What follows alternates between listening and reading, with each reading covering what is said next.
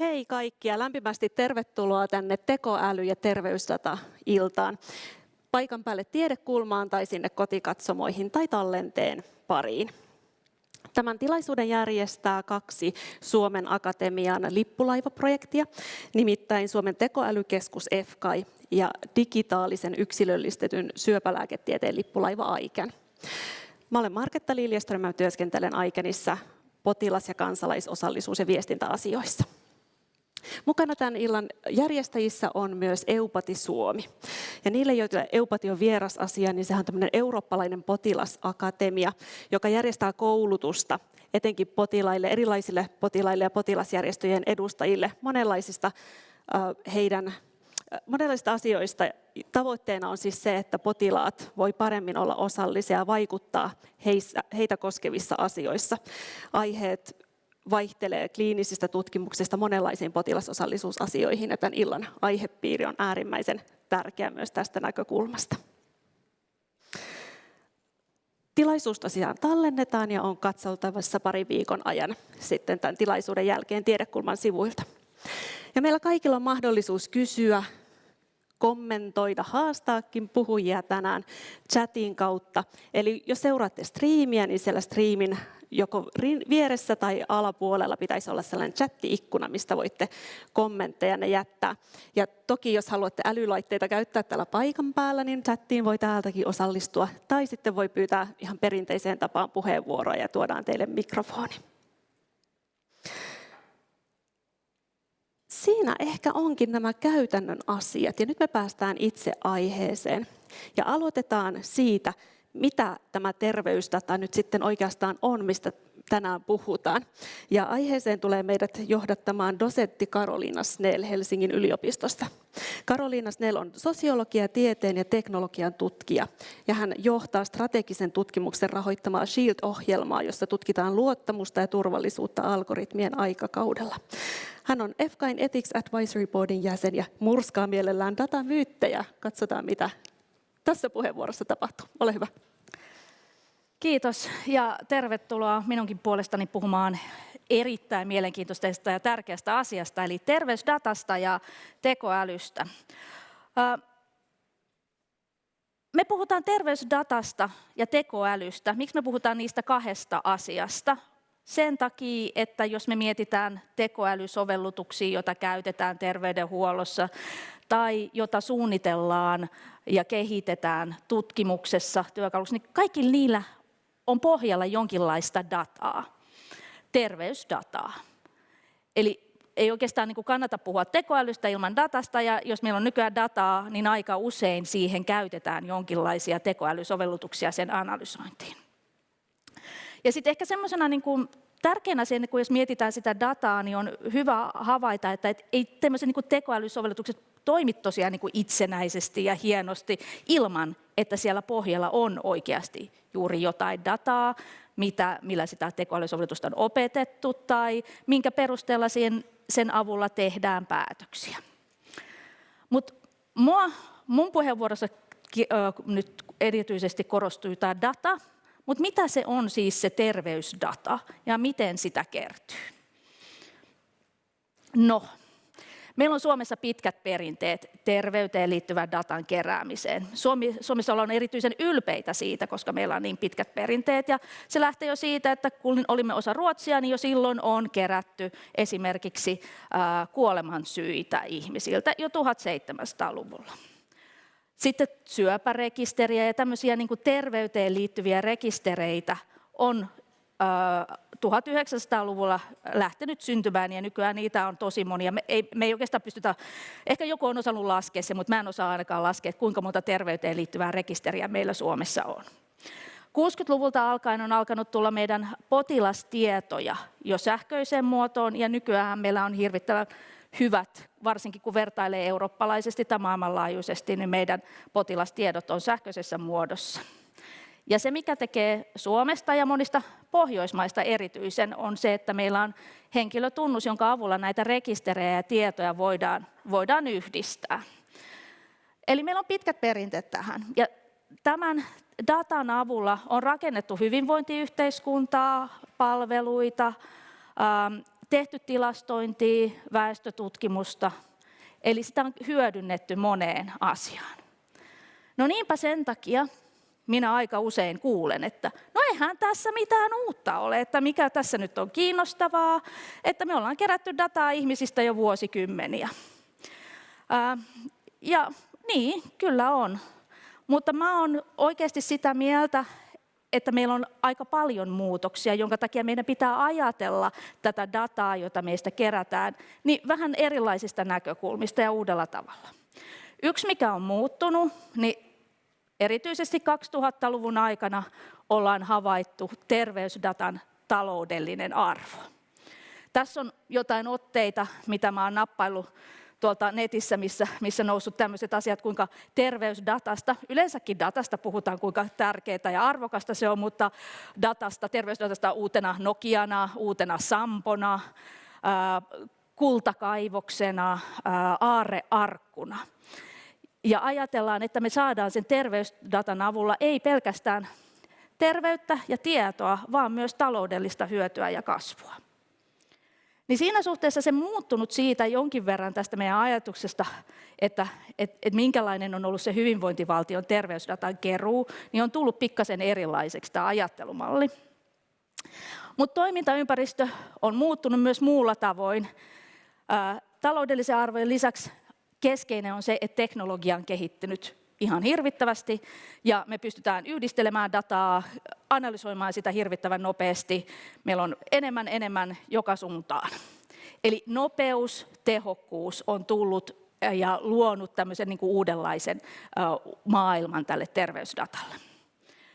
Eli laajat käyttötarkoitukset, ei pelkästään niin kuin terveyden ymmärtämiseen, uusiin diagnooseihin, riskien tunnistamiseen. Sitä käytetään itse sen terveydenhuollon kentällä, voidaan käyttää monella eri tapaa, mutta toisaalta voidaan käyttää myös erinäköisiin just kaupallisiin käyttöihin, että kehitetään tuotteita, mutta niin kuin se terveyden piiri on niin kuin laajentunut.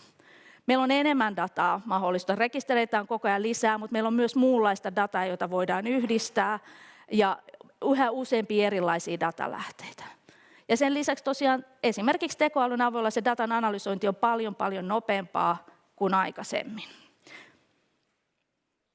No, yksi sellainen, mikä aika usein, kun puhutaan terveysdatassa, niin ihmiset ajattelee, että kyllä heistä kertyy dataa ja he pystyvät itsekin sitä vaikka katsomaan omakannan kautta, että minkälaisia tietoja on.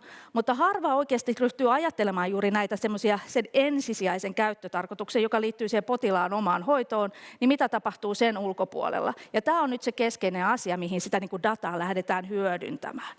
Ja nyt meillä on ihan Suomessa oma laki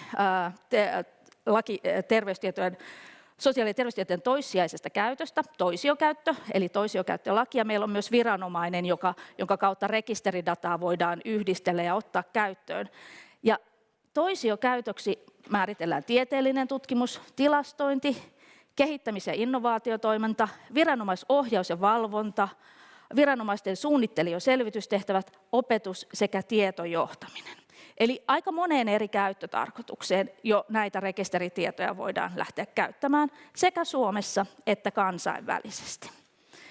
Meillä tulee Jaakko puhumaan lisää tuosta eurooppalaisesta terveysdata-avaruudesta, mutta tämä on nimenomaan tarkoitus on siitä, että nämä tiedot ei olisi vain Suomessa käytettävissä, vaan muuallakin. No, enemmän dataa, erilaista dataa. Mitä se nyt sitten tarkoittaa? Niin kuin mä puhuin, meillä on sitä rekisteriaineistosta, meillä on pitkät perinteet, mutta sitten meillä on tämmöistä kuten geneettistä dataa, eli dataa meidän perimästä, niin se ei ole samanlaista ihan rekisteridataa kuin muut rekisteridatat, vaikka sitä ehkä haluttaisikin pitää rekisteridatana, niin se on keskeisenä osana tämmöistä, että lähdetään miettimään, mitä uusia hoitoja, mitä uusia keinoja meille löydetään. Ja siihen liittyy paljon erilaisia eettisiä ja juridisia ja myös teknisiä haasteita. Meillä on kuvantamisdataa, meillä on itsemittaustietoja, hyvinvointikyselyitä. Meillä on monenlaista erilaista dataa, mitä voidaan ajatella liittyy terveyteen. Mutta sen lisäksi, jos me halutaan miettiä, että minkälaisia terveet tai sairaat tai mahdollisesti sairastuvat ihmiset, niin siihen voidaan yhdistää paljon muita sellaisia tietoja, joita me ei ajatella, että ne on terveysdataa. esimerkiksi ostoskäyttäytymiseen liittyvää dataa, sijaintitietoja. Tämä on nyt niin kuin ehkä koronan kautta tämä on tullut vähän tutummaksi, että ne sijaintitiedotkin voi kertoa, että missä kohtaa sä olet altistunut vaikka koronavirukselle. Mutta meillä on paljon sellaisia, joita me ei ajatella, että ne on terveysdataa, mutta jota voidaan yhdistämällä lähteä miettimään, että miten ne liittyy ihmisten terveyteen, sairauteen ja hyvinvointiin. Ja tietyllä tapaa tästä muodostuu sellainen aika niin kuin datakeskeinen ihmiskuva. Datan avulla me pystytään aika paljon kertomaan sitä, mitä ihminen on, joidenkin mielestä. No, mitä se tekoäly tuo sitten tähän? Se oli, niin kuin mä sanoin, se tuo nopeutta ja mahdollistaa erilaisten tekijöiden yhdistäminen, helpottaa juuri tämmöisten erilaisten datojen niin kuin yhdessä analysointia. Helpottaa myös tämmöisiä terveydelle tärkeitä asioita kuin ennakoinnin ja ennaltaehkäisyn tutkimusta, riskien tunnistamista, mutta myös mahdollisesti profilointia. Ja tässä sitten niin kuin niille, joille tämä ero ei ole tuttu, niin profiloinnissa usein ajatellaan, että se saattaa myös tuottaa haittoja, että me profiloidaan ihmisiä, kun taas riskien tunnistaminen voidaan ajatella, että tämä voisi olla niin kuin semmoinen positiivinen. Nämäkin on negatiivisia ja positiivisia molemmat. Mutta tietyllä tapaa me voidaan tuoda myös erilaista tietoa, että kun me päästään tekoälyjärjestelmään analysoimaan, niin se ei ole vain nopeammin ja tehokkaammin, mutta me voidaan myös tuottaa laadullisesti erilaista tietoa. No mitä sitten? Onko tämä hyvä vai paha? No totta kai tämä on hyvä asia. Meillä on paljon mahdollisuuksia uusien hoitojen ja diagnostisten menetelmien kehittämiseen. Hoitohenkilökunta voi saada hyviä työkaluja terveydenhuoltoon, riskien tunnistamiseen. Mahdollisesti jopa ihmiset itsekin voi saada. Tutkimuksellisesti me saadaan paljon uutta tietoa. No, voiko se olla paha?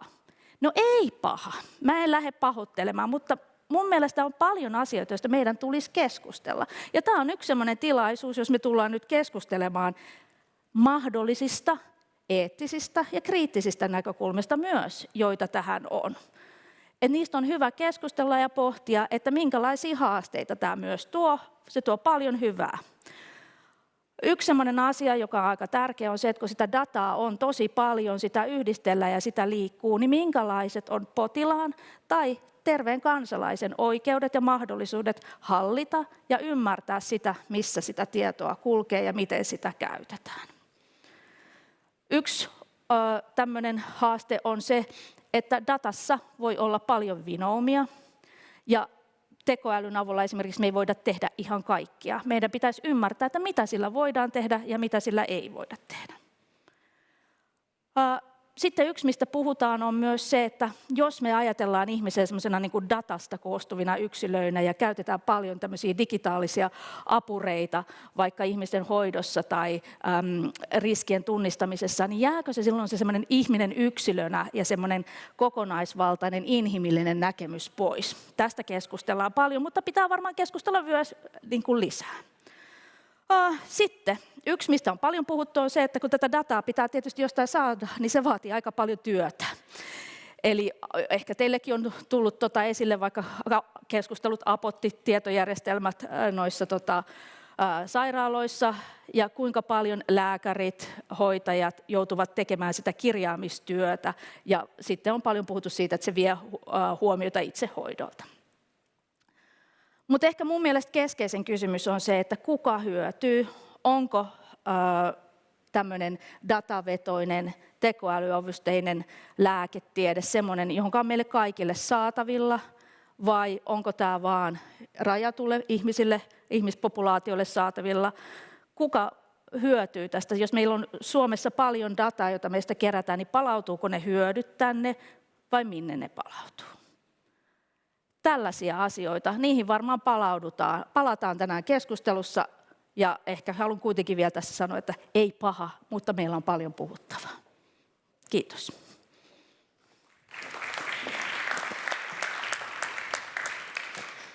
Lämpimät kiitokset, Karoliina. Vielä ei ollut kukaan uskaltanut esittää kysymyksiä chatissa, niin rohkaisen, mutta täällä nousi käsi. Helen, could you help? So in the middle and back. Gentleman with red scarf. Kiitoksia. Varsin mielenkiintoinen esitelmä, tosin tulin aika lailla myöhään. Koronasta en ota kantaa, mutta on merkillistä, että tätä kuuluisaa koronavirusta ei ole lääketieteellisesti eristetty. Sitten tähän tekoälyyn, dataan, digitaaliin. Kuka hyötyy? Se on se valtapyramidin irti olevassa kolmiossa, trilateraalinen komissio, Bilderberg, WEF, WHO, eli digitalisointi. Moni on varmaan kuullut digitaalisesta passista. Ja päätepiste tulee olemaan, tämä löytyy WEF:n sivulta, meitä ihmisiä on liikaa, varsinkin vanhoja eläkeläisiä, ne ovat suursyömäreitä, eli tarkoitus on vähentää maailman populaatiosta monta miljardia 2050 mennessä. Ja lopputulemana mielestäni on transhumanismi ja älyihminen, joka on digitalisoitu ja sirutettu. Kiitos. Kiitos kommentista. Kiitos paljon. Jatketaan keskustelua, mutta nyt on aika pyytää seuraava puheenvuoron pitäjä tänne lavalle, ja hän on professori Tomi Mäkelä Icenin puolelta. Ja Mäkelä on biokemian ja molekyylibiologian professori, joka on ehtinyt toimia uransa aikana jo monessa asiassa, muun muassa Helsingin yliopiston High Lifein johtajana, lääketieteellisen tiedekunnan tutkimuksesta vastaavana varadekaanina ja Helsingin biolääketieteellisen tutkijakoulun johtajana. Ja onpa hän ehtinyt myös kansainvälisiin asiantuntijatehtäviin, esimerkiksi Horisontti Euroopan syöpämissiolautakuntaan ja Euroopan tutkimusneuvosto ERC:henkin asiantuntijatehtäviin. Mutta tällä hetkellä työpöydällä on erityisesti kansallisen syöpäkeskus Ficanin johtajan tehtävät ja sitten myös Icenin tutkimusjohtajan tehtävät. Ja hän on tänään potilastiedon polulla. Ole hyvä, Tomi. Kiitos Marketta. Kiitos edelliselle puheenvuorolle, joka erinomaisesti pohjusti omaan aiheeseen. Niin kuin tuossa kalvolla näkyy, niin kerron ensin pikkusen, millä tavalla me ollaan oltu potilastiedon polulla. Ja sitten loppuun pikkusen myöskin, millä tavalla tässä hankkeessa ollaan yritetty miettiä sitten, millä tavalla potilas voi olla tiedonpolulla. Ja siitä tämä kaksiosainen otsikko. Ja käytännössä kerron tässä tämmöisestä isosta hankkeesta, jota on Suomessa pantu pystyyn parin viimeisen vuoden aikana ja joka nyt etenee hyvin ja jossa tekoälyn ja terveystietojen hyödyntäminen on ihan ytimessä. Lyhyesti tässä aiheet, mitä on vaikea sanahirviö, digitaalinen yksilöllistetty syöpälääketiede. Sitten mikä on tämän Icenin hankkeen niin sanottu Discovery Platform, eli alusta, jossa tätä dataa kerätään ja analysoidaan. Sitten pikkusen siitä, mitä on tekoälyn mahdollisuudet, niistä jo äsken kuultiin vähän. Ja viimeisenä vähän pohdintaa siitä, millä tavalla potilas tähän kaikkeen liittyy. Ja ensimmäisenä aiheena tämä vaikea hirviö. Asiana hyvin yksinkertainen. Tässä hankkeessa me pyritään tekemään kaksi asiaa. Yksi on, että me yritetään zoomata oikein syvälle sisään syöpäkasvaimeen sillä tavalla, että sieltä nähdään ihan eri tavalla kuin aikaisemmin on katsottu yhtä lihanpalaa, niin me mennään ja katsotaan sitä syöpäkasvainta niin kuin tuolla näkyy hienosti tuolla tiedekulman, ne jotka on täällä paikan päällä, niin voi katsoa tuonne nurkan taakse, niin siellä on hienoja kuvia aivokudoksesta, jossa näkyy, miten erilaisia soluja siellä on. Siinä voi kuvitella, että se värillinen solu siinä keskellä on syöpäsolu ja siinä ympärillä on normaaleja soluja ja ymmärtää, että niiden vuorovaikutukset on se, joka ratkaisee se, että millä tavalla syöpä ihmisessä kehittyy. Ja sen takia me zoomataan syöpäkudokseen ja toisaalta me yritetään ymmärtää, mitä tapahtuu potilaassa, mitä on tapahtunut ennen sitä ja mitä tapahtuu sen aikana. Ja sitä varten kerätään laajasti terveystietoja siitä, mitä kaikkea tapahtuu ja yritetään ymmärtää näiden yhteyksiä ja se on tämä pointti. Ja tähän liittyy paljon niitä asioita, joita tuossa edellisessä puheenvuorossa jo kuultiin, joka on se, että miksi nyt, miksi Suomessa, niin Suomi on erinomainen paikka tehdä tämän tyyppistä tutkimusta niiden erittäin hyvän terveysdatan ansiosta ja tietenkin myöskin vahvan syöpätutkimuksen perinteestä. Jos katsotaan, millä tavalla tämä hankeprojekti toimii, miten se on potilastiedon polulla, niin tässä tavoitteena on ymmärtää paremmin yhteyttä syövän ja potilaan muiden kudosten rajapinnasta, vähän niin kuin tässä jo mainitsin. Ja sillä tavalla tunnistaa uusia yhteyksiä syöpään sairastuneen terveysdatasta ja sitten siitä kasvainnäytteiden ominaisuuksista. Tämä kaikki, tässä menee tämmöinen polku, joka lähtee tuolta vasemmalta syöpäpotilaista, ja tässä on oleellista se, että syöpäpotilaista saadaan tästä kasvaimesta tuorekudosnäyte, joka on laadultaan sellainen, joka mahdollistaa tämän syvän sisäänsoomauksen. Ja sille tehdään molekyyliprofilointia, joka on hyvin erilaista kuin mitä äsken kuultiin tekoälyprofiloinnista. Tässä me profiloidaan siitä, miten siinä syöpäkasvaimessa on muuttunut verrattuna normaaliin elimistöön. Ja siinä on monenlaista analyysiä, ehkä ja mukaan lukien myöskin geneettistä analyysiä. Ja ehkä siinä tässä voi huomata sen, että geneettistäkin dataa on hyvin erilaista, on geneettistä perimän dataa, se mikä periytyy sukupolvesta toiseen, ja sitten on olemassa syövän geneettistä dataa, joka on taas sille syövälle ominaista, joka ei periydy ja joka on vain siinä syövässä esiintyviä muutoksia siihen normaalin perimään, ja siinä mielessä on hyvin eri luonteista, mutta se on tietenkin meidän kiinnostuksen kohteena. Ja monenlaista muuta dataa. Ja sitten samaan aikaan niin myöskin hyödyntäen tämä toisiolakia, joka mainittiin edellisessä, ja hyödyntäen terveystietoa, niin sitten kerätään sekä kansallisista rekistereistä että tällä hetkellä HUSista, myöhemmin myöskin laajemmin muualta Suomesta, niistä potilaista, jotka ovat suostuneet tähän tutkimukseen, antaneet biopankkisuostumuksen, niin kliinistä dataa, minkälaisia kokemuksia heillä on, mitä on tapahtunut sen syövän kulussa, ja sitten yritetään näitä yhdistelemällä löytää uusia yhteyksiä ja sitä kautta löytää uusia ratkaisuja syöpään. Ja niin kuin näkyy, niin tuossa keskellä on iso möhkäle Discovery Platform. Se on se paikka, johon tämä data kerätään. Se toimii, se on konkreettinen, tai ei kovin konkreettinen paikka itse asiassa, mutta on tämmöinen tietoturvallinen käyttöympäristö, joka on määritelty Suomessa lailla hyvin tarkkaan. Eli semmoinen paikka, missä tietoa voidaan analysoida laajasti, mutta se on siitä huolimatta erittäin turvallisessa paikassa. Ja tämä on se idea, eli sinne pääsy on erittäin vaikeaa, mutta niille, jotka sinne saa lisenssin, niin silloin pystyy tekemään syvällistä analyysiä. Ja tavoitteena tässä on 3 nuolta, jotka tuossa oikealla puolella. Yksi on se, että tästä tulee uutta tietoa, eli tutkimustietoa, eli tämä on tutkimushanke ensisijaisesti. Ja se uusi tieto voi olla esimerkiksi, että löydetään uusi hoitokohde, johon voidaan aloittaa kehittämään lääkettä. Ja toinen on se, että tämä hyödyttää lääketutkimuksia, jotka käynnistyy, eli on tukemassa käynnissä olevia lääketutkimuksia. Ja kolmas, mikä on ihan tuore asia, on se, että sitä, silloin kun löytyy jo näistä syöpäkasvaimista joku semmoinen muutos, joka voisi vaikuttaa sen potilaan hoitoon, niin on mahdollista palauttaa sitä tietoa tästä tutkimuksesta biopankin kautta sitten hoitavalle lääkärille. Ja tämä on vasta juuri käynnistymässä oleva asia, mutta hyvin tärkeä ollut tässä tavoitteena koko ajan. Ja todellakin, niin kuin tässä viimeisellä sanotaan, niin tietenkin tämän hankkeen kannalta on aivan avainasia on se, että Suomessa on potilaita, jotka on valmiita antamaan suostumuksen tälle tutkimukselle, ja niitä on jo tuhansia. Tavoitteena on se, että tämä saavuttaisi 10 000 potilasta 26 loppuun mennessä. Tällä hetkellä ollaan jo yli 3 000.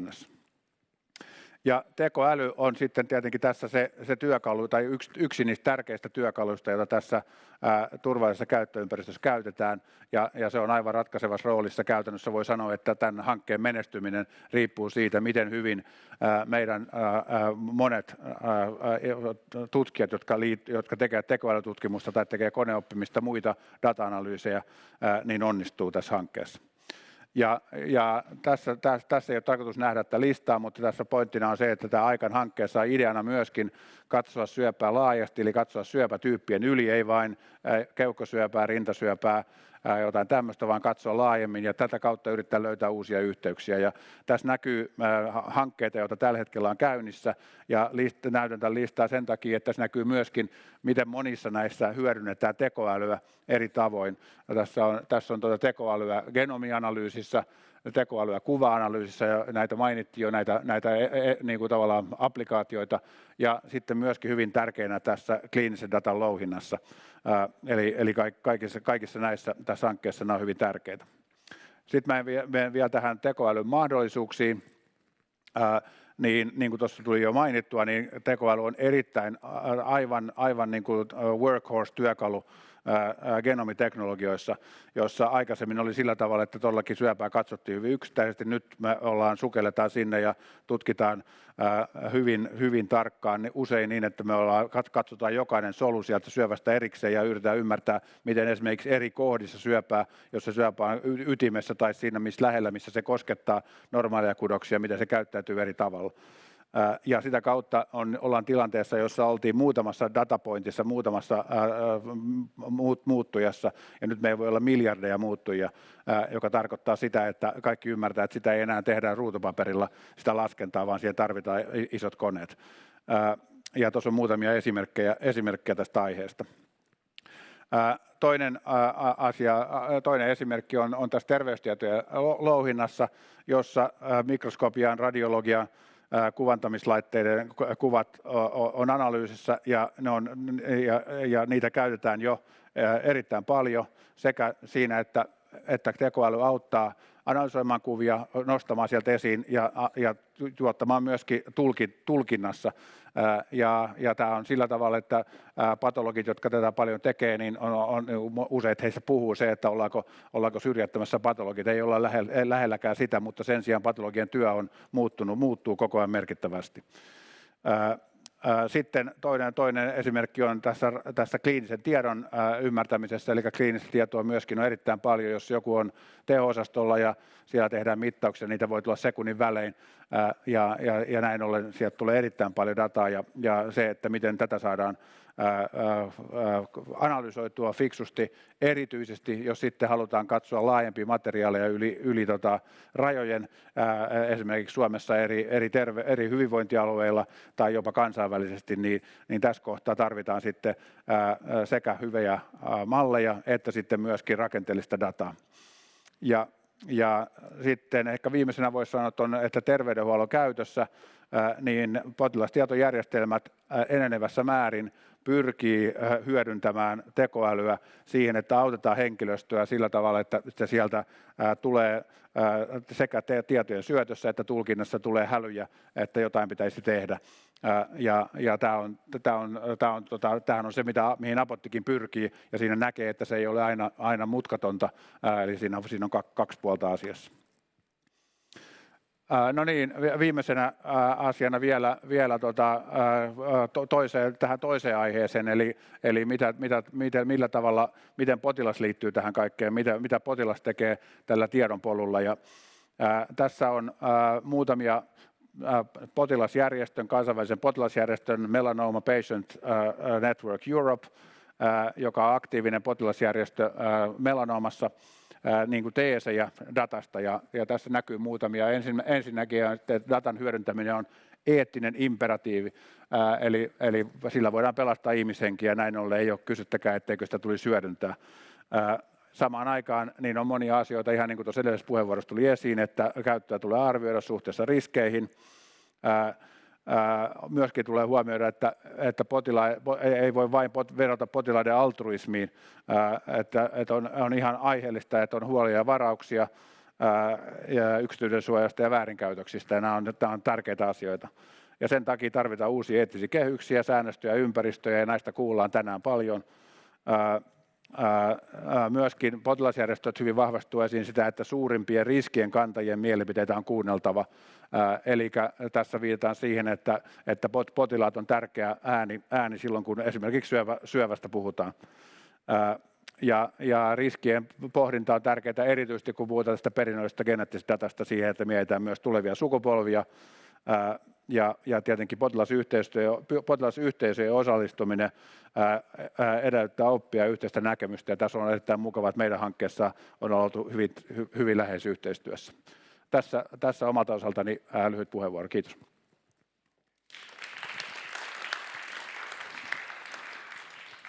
Kiitos paljon. Chattiin on tullut muutamia kysymyksiä, mutta sellaisia, joita nostetaan paneelissa.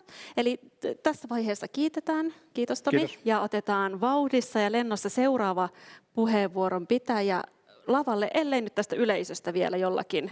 No niin, takarivistä. Anteeksi Tomi, mä jo... No moikka, joo Riku Rinteoppi tässä. Miten tämä vertautuu, tämä iCanni, niin tuohon CZI:hin, tämä John Zuckerberg Initiativiin Stanfordissa ja sitten Harvardissa MIT:ssä tuohon Count Me Iniin? Joo, en tiedä, onko minulla mikki päällä, mutta kansainvälisesti on useita hankkeita, joissa on, voi sanoa, että osittain samankaltaisia, osittain päällekkäisiä, osittain vähän erilaisia tavoitteita. Yhdysvaltalaisiin hankkeisiin, jos vertaa, niin kuin kaikki ymmärtää, niin Yhdysvalloissa potilasmäärät on huomattavan isoja. Mutta kuitenkin siellä on ongelmana, että pitkittäinen terveystieto on usein haastava saada sen takia, että nämä yksityiset terveyspalvelujen tuottajat eivät keskustele keskenään ja amerikkalaisilla on taipumus muuttaa aika usein. Ja näin ollen semmoinen, mikä meillä on hyvin arvokasta, on tämä, että me voidaan seurata näiden rekisterien avulla pitkäaikaista terveyttä, niin on ihan ainutlaatuinen asia. Ja tietenkin myöskin sitten se, että mikä on tämän terveysdatan käsittely, eli se, että Suomessa ja Euroopassa ollaan otettu hyvin vakavasti myöskin tämä turvallisuusaspekti näkyviin, niin se on vaihtelevasti sitten Jenkeissä riippuen siitä, kuka on näiden terveyspalvelujen tuottaja, niin siellä on hyvin erilaisia tilanteita ollut. And we have yet another question from the middle back. Hei, kiitos kiinnostavasta esityksestä. Olen Aaro Tuomasalo Helsingin yliopistosta. Ymmärsinkö oikein, kun sanoit, että tässä hankkeessa on tarkoitus sitten palauttaa tietoa mahdollisesti potilaille biopankkien kautta? Ja jos näin on, niin osaatteko kertoa, että minkälaista tietoa on ajateltu palauttaa? Tässä on yksilöllinen on tämä niin kuin pointti, vaan onko tarkoitus, että yleistä tietoa tai minkälaista tietoa on tarkoitus sitten palauttaa potilaille? Tavoitteena on, että jos tunnistetaan tietoa, jossa tutkimushankkeessa tunnistetaan, että sillä voisi olla vaikutusta potilaan hoitoon tänä päivänä nykyisessä terveydenhuoltojärjestelmässä, niin tämän tyyppistä tietoa on tarkoitus palauttaa. Se lyhyesti näin. Ja tietenkin se palauttaminen biopankkiin tutkimushankkeesta sen jälkeen edellyttää, että sitä käsitellään sitten myöskin sekä potilaan suostumuksella että hoitavan lääkärin vastuulla. Nämä on tietenkin tärkeitä asioita. Hyvä, lämmin kiitos hyvistä jatkokysymyksistä. Ehkä meillä on vielä yhdelle kysymykselle aikaa ja sitten mennään seuraavaan puheenvuoroon. Joo, kiitoksia. Olen Tarja Vainiola, en ole tekoälyn asiantuntija, mutta jotenkin pohdin, että mistä se tekoälyn tieto niin kuin muodostuu, että koostuuko se vaan sitten näistä kansallisista rekisteriaineistosta vai onko siinä sitten koulutus, sosioekonominen asema, että mikä se tieto on? Joo, kiitos. Ehkä tässä olisi hyvä erottaa se, että tekoäly on tapa analysoida tietoa ja sitten tietosisältö on eri asia. Kansallisia rekistereitä, niin kuin Karoliinan esityksessä tuli esiin, niin on hyvin monesta asiasta, mukaan lukien sosioekonomiset. Ja näin ollen teoriassa tutkimuksia voitaisiin tehdä tämmöisistä. Meidän hankkeessa sen tyyppisiä asioita ei ole mukana tässä tutkimuksessa. Hyvä. Lämmin kiitos kaikille kysyjille ja lämmin kiitos Tomi Mäkelälle. Ja sitten mennään seuraavaan puhujaan, joka on apulaisprofessori Aleksei Tulpin Oulun yliopistosta. How did I do with your name? Yes, so that was about right. Okay, good. Ja hän on myös vieraileva professori Aalto-yliopistosta. Ja tämä on nyt tämän illan ainoa englanninkielinen puheenvuoro, mutta diat on suomeksi, että varmasti pystytään kaikki hyvin kärryillä. Aleksein erityisiä tutkimuskohteita on uudet koneoppimisen metodit ja tavat, keinot, mahdollisuudet erilaisissa lääketieteellisissä sovelluksissa. Hän on tutkinut muutakin kuin syöpää, mutta tänään pysytellään vielä syövän parissa ja kuullaan vähän lisää aivokasvaintutkimuksesta Oulussa. The floor is yours. Hello everyone. Yep, so today I'm going to talk about a study that we are conducting in Oulu that involves data collection from patients that undergo brain cancer treatment, and I'm going to talk about how we are planning to use AI to advance patient care, and also how we are, basically what we are already doing. So this research was supported by a number of foundations, such as Juhan Jaho Medical Foundation, Sigittu Selius Foundation, and others. So kind of what I actually do is that I investigate how to build medical AI systems that reliably quantify disease stages and are able to forecast their trajectories and also speed up clinical work to optimize patient outcomes. So why do we need AI in healthcare?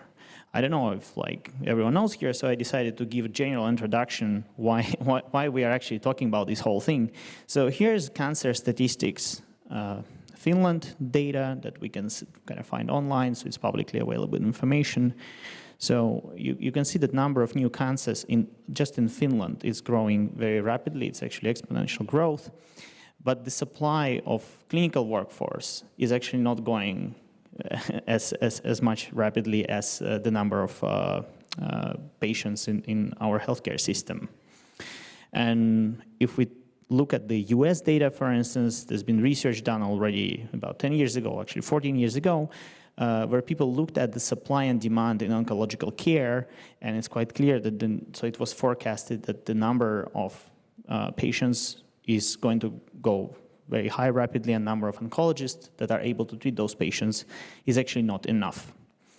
And there are also other studies showing that, also very recent studies showing that there is a gap between supply and demand in surgical workforce, and especially like low and middle income countries are affected by it, but this also concerns developed countries like Finland. So when we are talking about machine learning and deep learning, so actually most of the buzz around and like it is basically related to oh, actually, I forgot that I'm not switching the slides. Yeah, so when we talk about the machine learning and AI and deep learning, so we need to kind of agree on the semantics. So machine learning existed for quite a while, and people were able to make predictions from data already for a number of years. But then about 2012, we realized that we can actually look at large amounts of data and design algorithms that are able to efficiently extract information from the data to make predictions that we specify the goal with which the systems need to, with respect to which the systems need to make predictions.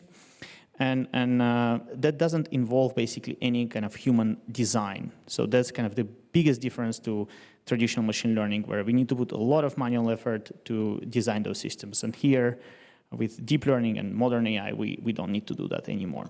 So how is this all related to kind of our study?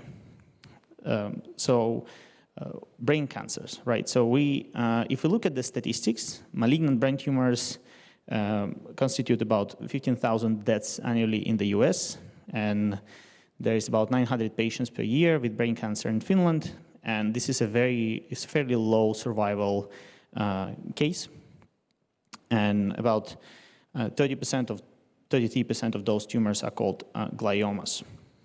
So those tumors, they are diagnosed with magnetic resonance imaging. So you can see here on the slide. And so here's kind of the main thing I would say in brain cancer is like where AI actually can make a difference is in the way those images are acquired and constructed. So the physical principles of MRI are quite complicated, and probably we are not going to go into that quite much, but the most important part about it is that it takes a lot of time to collect an MRI image, and there is now evidence that you actually don't have to spend as much time as we spend now to collect a good MRI image. So then when it comes to actual data, assuming that we have acquired an MRI image, so then we cannot acquire just one image, because in MRI we don't see just the tumor as one fixed object. You need to collect different kinds of MRIs, and they are seen in different ways in the images. So you can see here on this slide that the appearance of the tumor is quite different in different MRIs, and they mean different things. So you could kind of look at the invasiveness of the tumor and how kind of aggressive it is from these pictures. So what are really the open problems? So number one is that how can we accelerate MRI acquisition? Why is this important? Well, it's important because you can save resources, increase the throughput, and make kind of the care more available to more patients. And another big problem is that how can we look at those MRIs and make predictions about aggressiveness of a tumor? Because compared to other cancers, you cannot just open a skull of a person every time you want to make a biopsy. And finally, the third question is, how can we measure the effectiveness of the treatment in a reliable way and predict if a certain treatment is even effective? So basically, here we can solve this question with data. So conventionally, we think that kind of why we are kind of even collecting data here. So the main feature of deep learning is that kind of the more data you collect, the better the results are. So hence we initiated a study in Oulu to collect a data set from 280 subjects. So it's basically like 70 plus patients per year. So each of those subjects has multiple MRIs. They are being applied treatment, neurosurgery, radiation therapy, chemotherapy. And where my group is specifically focused is actually on working on the accelerated MRI reconstruction and also tumor segmentation. And also we are trying to understand like how could we schedule the MRI images in an optimal way for patients. So let's kind of look at the whole issue with the accelerated MRI. So as I said, so what is really happening in there? So essentially what we do in MRI imaging is acquiring picture on the left.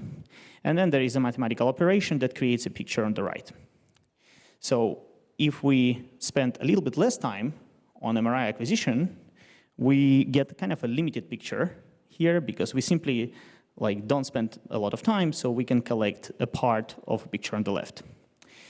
But we still have a fairly good image on the right. And then, so if we start collecting less and less data, so speeding up the MRI acquisition more and more, the picture on the right starts to get blurry. And if we collect very little data, we actually don't collect enough information needed to make reliable predictions. So the question is, how do we collect optimal amount of data for a particular patient so that we don't spend a lot of time, and we spend just enough time to get all the information needed to make accurate diagnosis. So I recently got a project funded by Sigrid Juzelius Foundation, which exactly focusing on these kind of issues, where we would look at the way to accelerate MRI in a reliable way. And so far, so we started that work, and we also have a part of a project that is focusing on quantification of the tumors. And quantification of the tumors is an important task. So what we are actually doing there is that we are looking at MRI pictures, different kinds of MRI pictures at the same time, and then we are trying to assign every pixel into, or actually every voxel, because these are 3D pictures, we are trying to assign them to different classes. Like, for instance, like a foreground, which would be just the brain, and then the tumor and different parts of the tumor.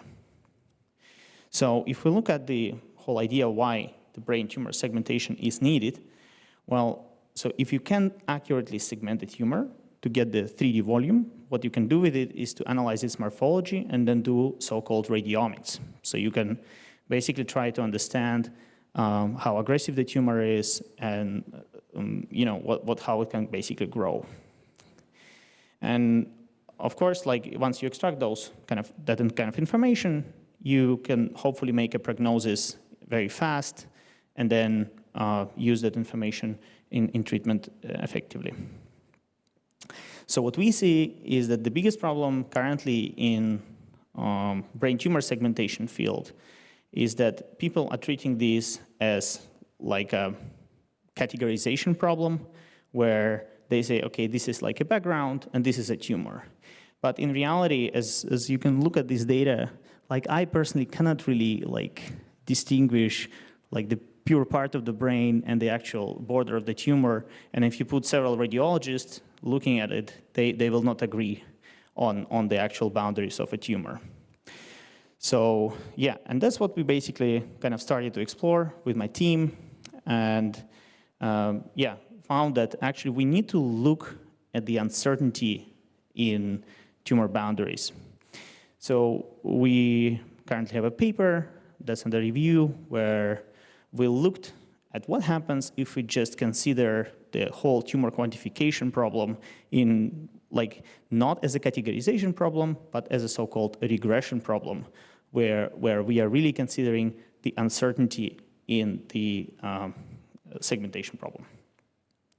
So we've done the analysis. I will not kind of bore you with a lot of numbers over here, but the main important point is that we've done the analysis compared to many state-of-the-art techniques, and it seems like this approach, just because it handles the uncertainty in the annotation, uncertainty means noise in the annotation in a reliable way, it's able to actually outperform the baseline methods, and if you use our techniques in combination with already existing stuff, you automatically get better performance. So here are some examples of the predictions. So instead of like predicting just the binary map, we are actually predicting the field of uncertainty, and you see that the model that we have created, it's basically predicting the gradient of the edges rather than saying, okay, this is a tumor and this is a not. So maybe to finish my presentation here, I would like to say that what is the kind of a take-home message is that deep learning is the state-of-the-art AI approach in automating medical image analysis. And application of AI can be done in several stages, especially in medical imaging. So it's like the image formation stage, when we just acquire the image, when we interpret the image, and when we predict information out of those images. So data is quite important because without that kind of data, so we use data sets that are very large, like 700 patients, in training of our method. So we need data because it's a fuel for AI. And the brain cancer care, we believe, can greatly benefit from the techniques that we are developing, such as accelerated MRI and tumor quantification. So now I'd be happy to hear your questions.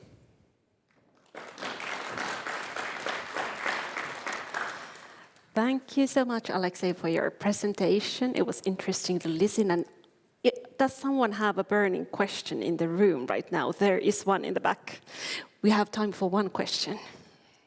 So hi, there seems to be variation on sort of nationally. So in Europe, the highest prevalence for cancer in general seems to be in Denmark, and also in the United States, the prevalence is higher than in Europe. Is there any particular reason for that?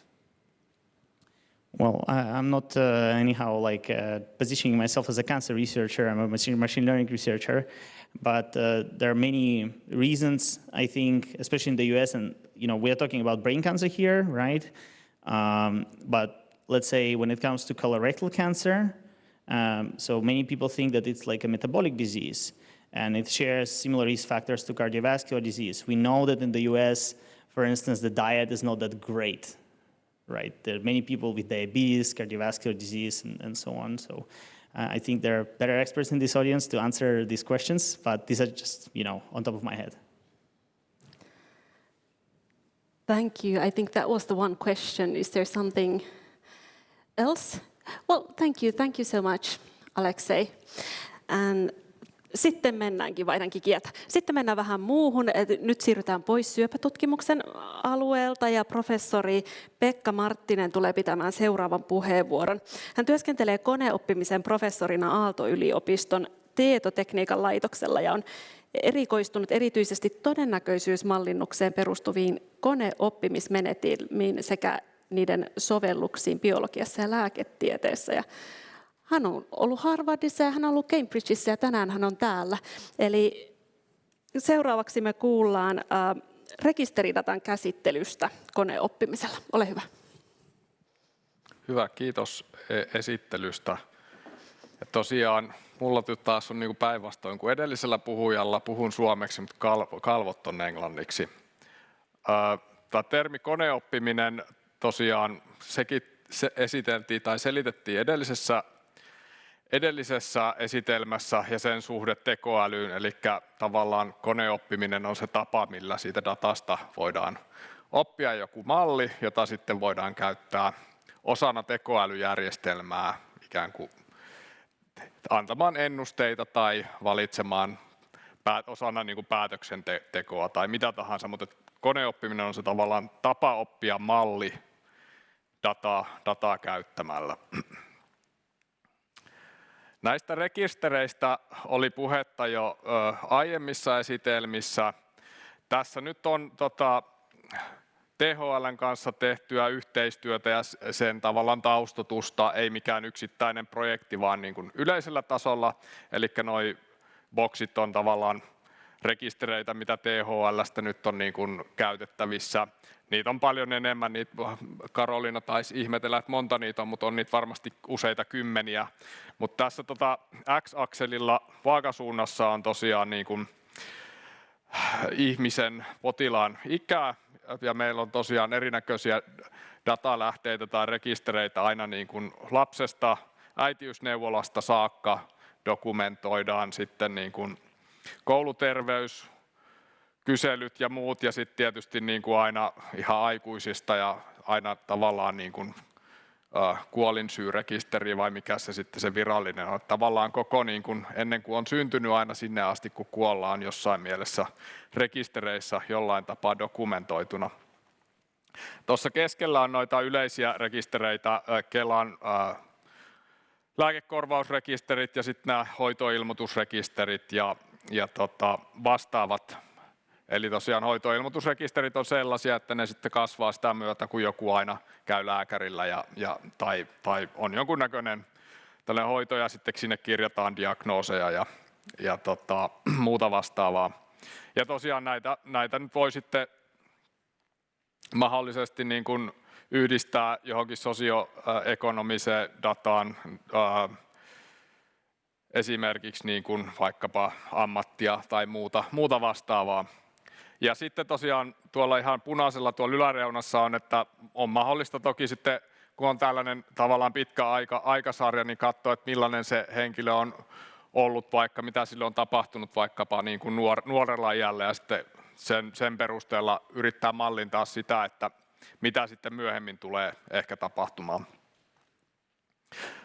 Vastaavia malleja käytetään tällä hetkellä Suomessa esimerkiksi niin kuin alueille rahoituksen allokointiin, eli tavallaan pyritään ennustamaan kokonaisuutena, että paljonko tietyllä alueella on vaikkapa jotain syöpiä tai mitä tahansa tauteja, ja siihen perustuvaa sitä hoidon tarvetta, ja sitten sen perusteella määrittää sitä, että paljonko tietyille alueille sitten annetaan rahoitusta. Tämä on nyt vähän tämmöinen tekninen kalvo. Ajattelin nyt yhden tällaisen laittaa tähän, eli tavallaan tässä on tämä aikajana ja siinä on tällaisia laatikoita. Ne on erinäköisiä diagnooseja tai hoitoja, ja tämä aikajana kuvaa nyt yhden henkilön ikään kuin aikajanaa. Ja sitten siellä loppujen lopuksi halutaan sitten ennustaa tuo punainen laatikko, joka nyt sitten kuvaa vaikka jotain mahdollista lopullista diagnoosia tai muuta vastaavaa. Ja nämä mallit nyt oppii sitten näille eri elementeille tässä aikajanalla tuollaisen numeerisen esitysmuodon, jotka sitten yhdistetään ikään kuin yhdeksi tällaiseksi, onko minulla tässä, ei tämä näkyy toi pointeri, niin yhdeksi tuollaiseksi numeeriseksi vektoriksi, joka sitten kuvaa sen potilaan tilaa tietyllä ajanhetkellä, ja sitä voidaan sitten käyttää ennustamaan, että mitähän sille mahdollisesti voisi tapahtua. Mä skippaan tuon. Tämä on nyt jokunen vuosi vanha tutkimus, mikä me tehtiin THL:n kanssa. Ja tässä on nyt niin kuin tavallaan tutkittu sitä ja pyritty myöskin demonstroimaan sitä, että paljonko siitä niin kuin datasta oikeasti on hyötyä ja mikä hyöty siitä lisädatasta on mahdollisesti. Eli tässä on nyt semmoinen malli, jolla yritetään ennustaa ikään kuin tai lääkärikäyntien määrää seuraavana vuonna. Ja sitten jos ajatellaan, että meillä on käytettävissä ensinnäkin 10 000 niin kuin 500 000 tavallaan se koulutusaineiston koko ja myöskin sitten se aikasarja, mitä meillä on käytettävissä, eli onko se 1, 2 vai 3 vuotta, niin nähdään niin kuin hyvin systemaattinen kasvu siinä, että tavallaan ennustetarkkuudessa. Tämä viimeinen malli nyt on vaikka, niin kuin Aleksei puhui näistä syväoppimismalleista, niin tämä on nyt eräänlainen syväoppimismalli. Niin nähdään tavallaan se, että syväoppimismallit on ensinnäkin tehokkaampia ja tarkempia kuin nämä tällaiset perinteiset koneoppimismallit. Tämä Lasso on eräs tämmöinen perinteinen koneoppimismalli. Eli tavallaan tämä ennustetarkkuus on korkeampi merkittävästi. Ja sitten huomataan myöskin se, että tavallaan sekin oli yksi semmoinen kuva siinä Aleksein kalvossa, että nämä perinteiset koneoppimismallit, niin tavallaan sit kun on riittävästi dataa, niin ne ei oikeastaan sitten enää parane, vaikka sitä dataa laittaisi lisää. Eli nähdään, että 10 000, 100 000 tai 500 000, niin se ennustetarkkuus on jossain määrin niin kuin sama näissä kaikissa. Kun taas sitten, jos meillä on tämmöinen koneoppimismalli tai syväoppimismalli, joka tavallaan oppii niitä piirteitä tarkemmin ja tarkemmin, mitä enemmän sitä dataa annetaan, niin sit ne jatkaa ikään kuin paranemistaan sitä mukaan, kun sitä dataa sitten niin kuin on enemmän käytettävissä. Tämä on myöskin tämmöinen tekninen kalvo. Mä luulen, että mulla ei ole aikaa sitä käydä, vaan skippaan sen.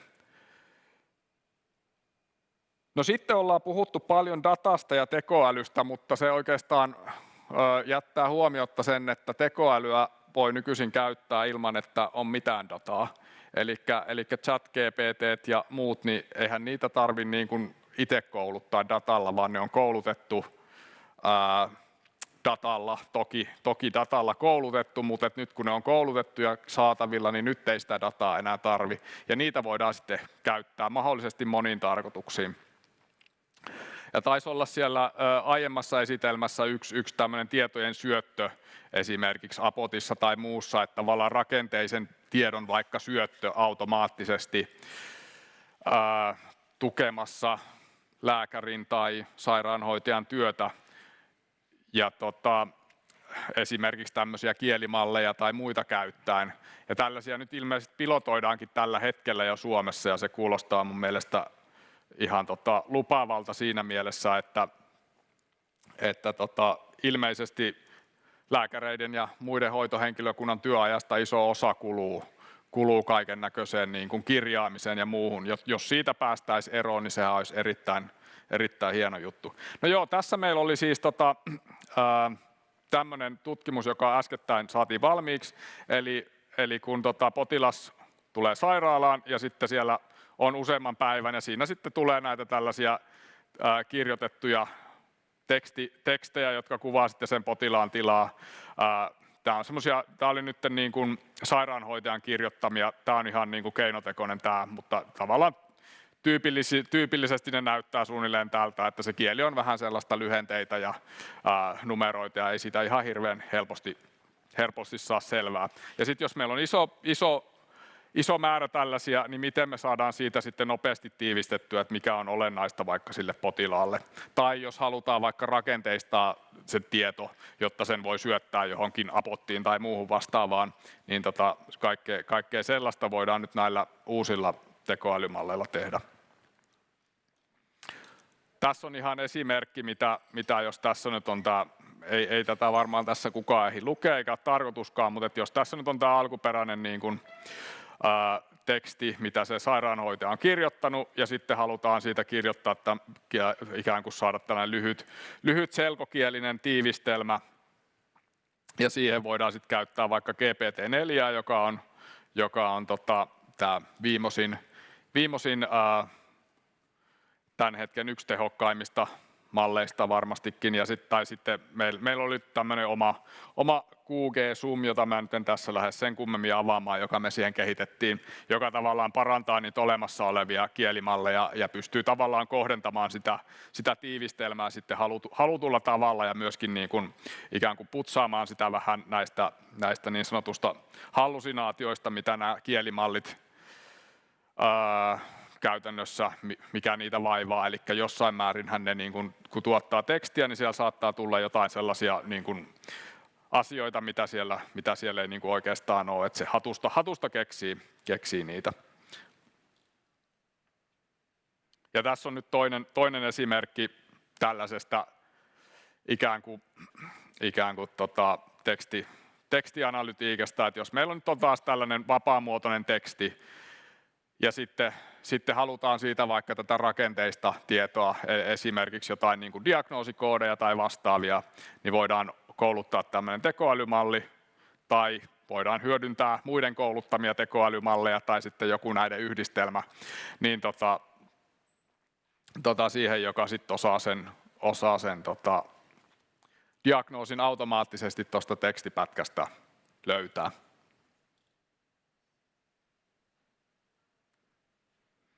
No, tämä on nyt viimeinen esimerkki, mitä mä tähän laitoin, eli tosiaan ylipäätänsä nämä esimerkit ei nyt mitenkään välttämättä liittynyt mun omaan tutkimukseen, tämäkään ei liity, mutta tämä on myöskin niin kuin FKAin, eli tämän tekoälykeskuksen piirissä tehtävää tutkimusta, Jukka Koranderin ryhmän tekemää, eli tässä on myöskin käytetty tällaisia niin kuin, rekisteri- tai kansallisia niin kuin terveysaineistoja, ei tosin Suomesta, vaan taitaa olla Norjasta ja Englannista on tutkittu antibioottiresistenssiä.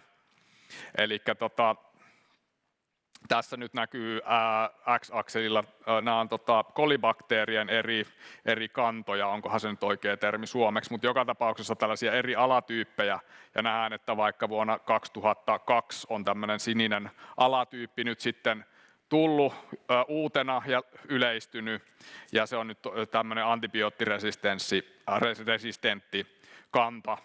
Ja nyt sitten halutaan ymmärtää, että missä määrin, millä tavalla tällaiset niin kuin vaikkapa resistentit kannat leviää populaatiossa ja sitten miten sitä voidaan mahdollisesti sitten niin kuin pyrkiä hillitsemään vaikkapa nyt niin kuin rokottein tai vaikkapa nyt sitten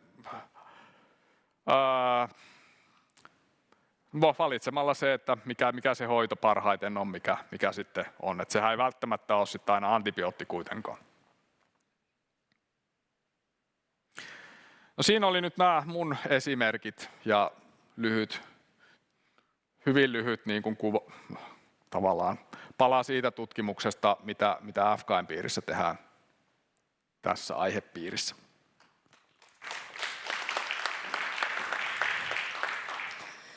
Lämpimät kiitokset tästä puheenvuorosta. Onko nyt jollakulla joku kysymys herännyt sieltä takarivistä?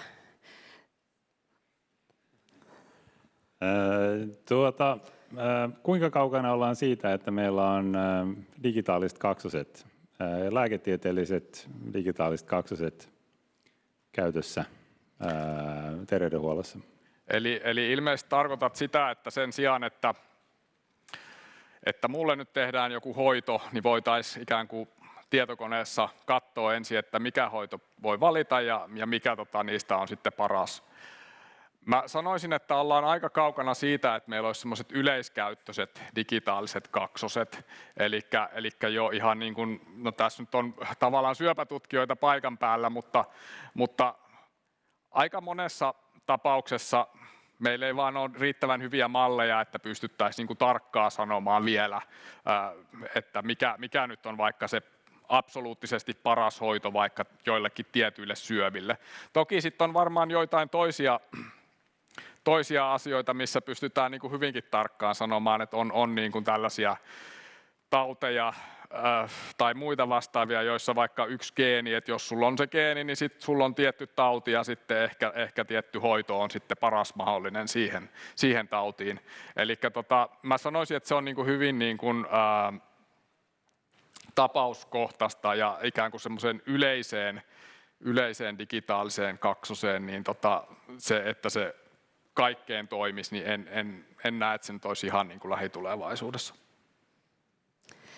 Ja vielä yksi kysymys, sitten valitettavasti joudutaan menemään eteenpäin, mutta sieltä takaoikealta.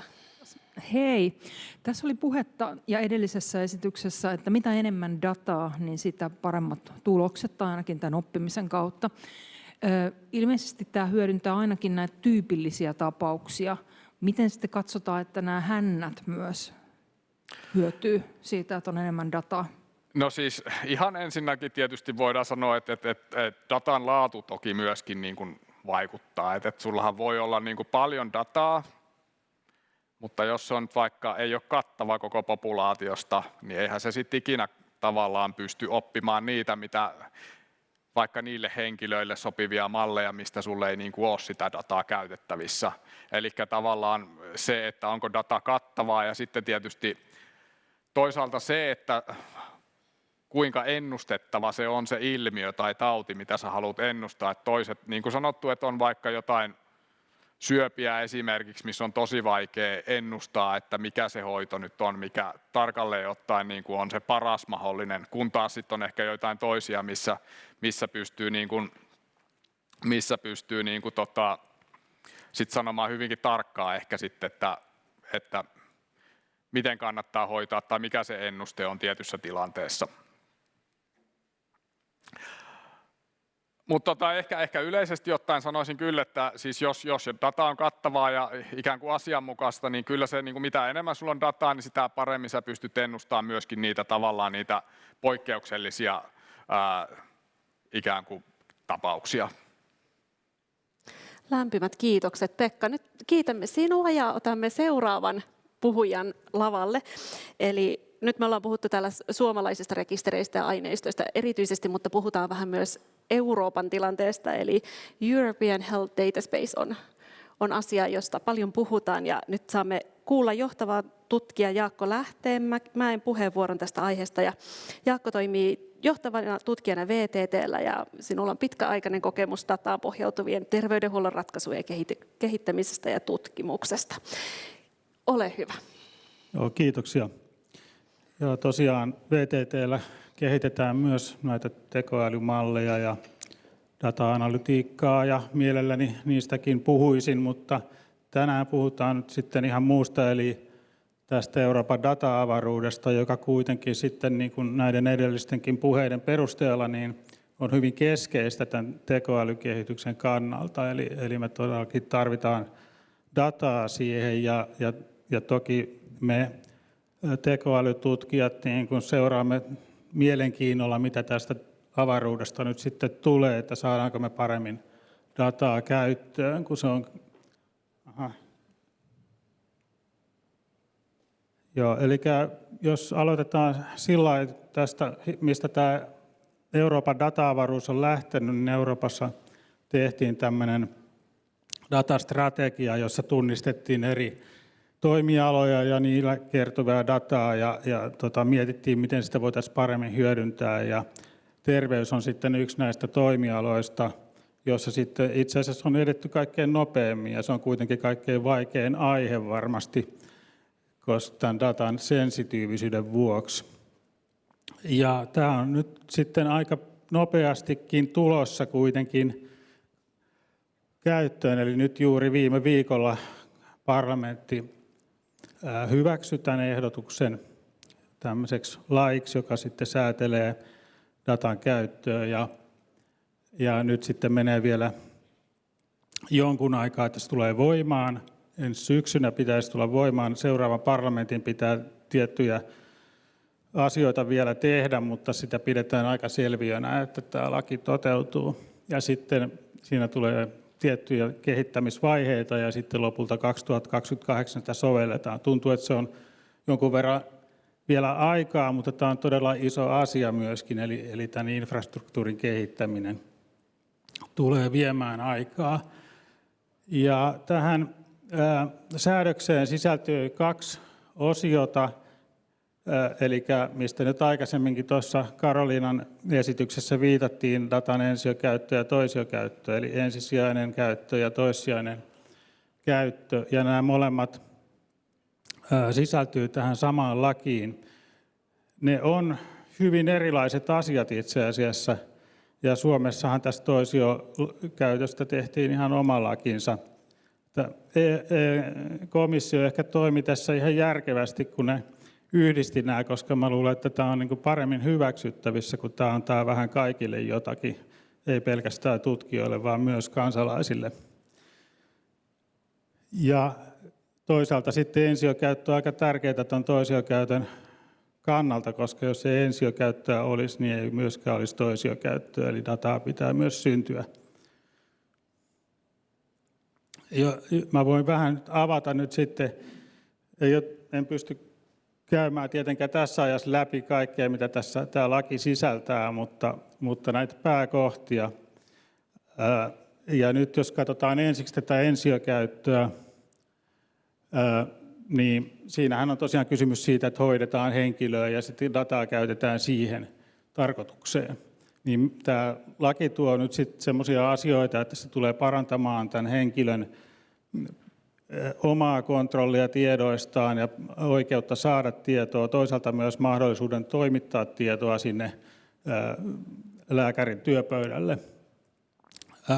Tämä asiahan on jonkun verran Suomessa aikaisemminkin edistynyt, ja toivottavasti tämä saa sitten lisävauhtia siihen myös meillä.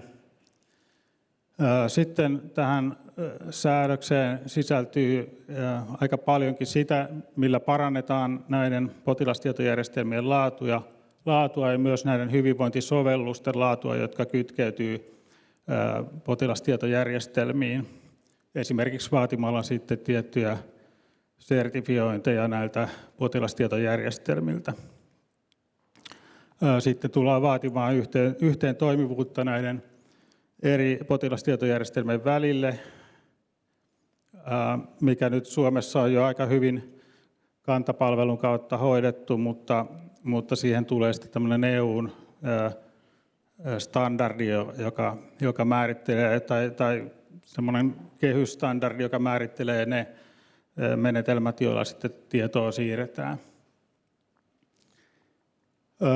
Sitten ammattilaisen pääsy tietoihin tulee vielä selkeämmin kirjattua tähän lakiin. Ja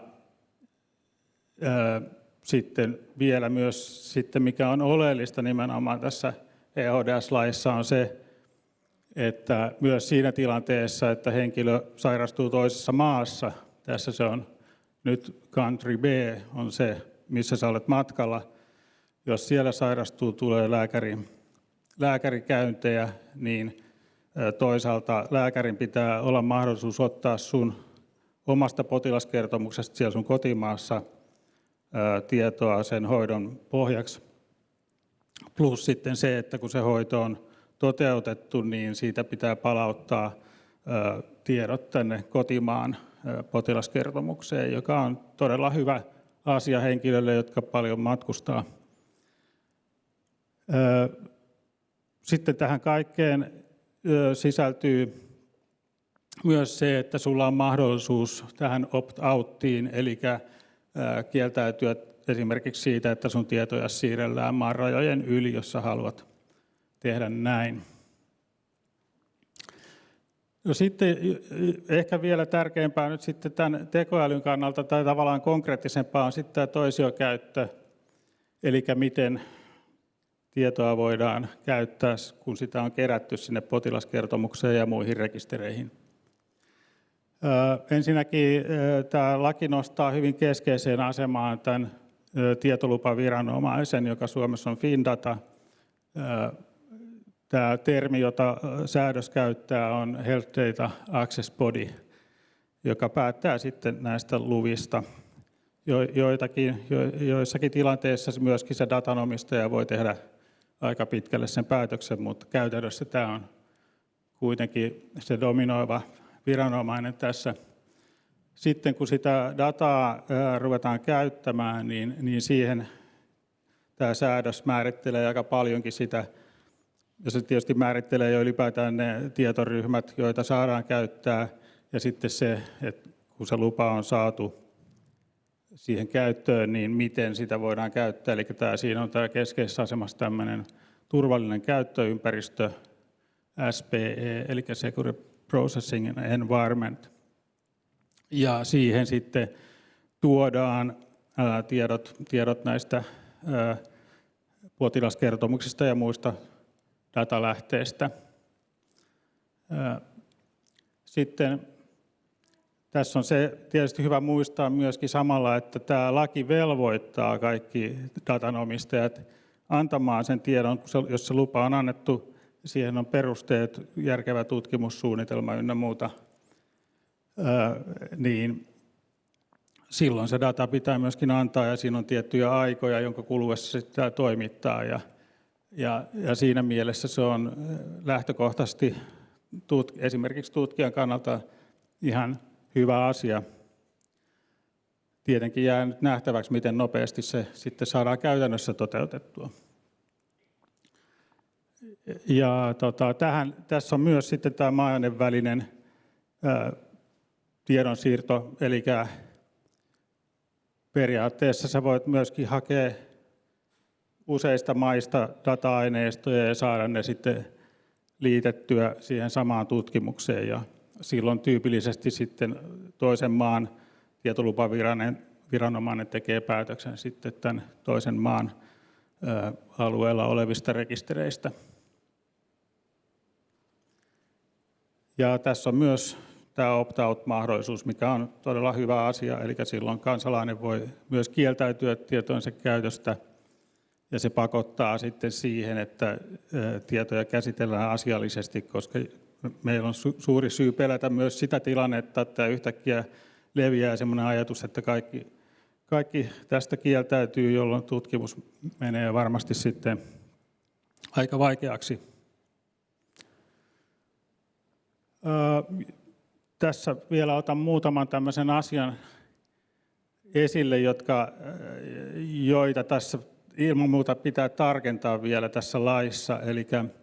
Ja siellä on myöskin tunnistettu, että tämmöistä tarkentavaa lainsäädäntöä tulee.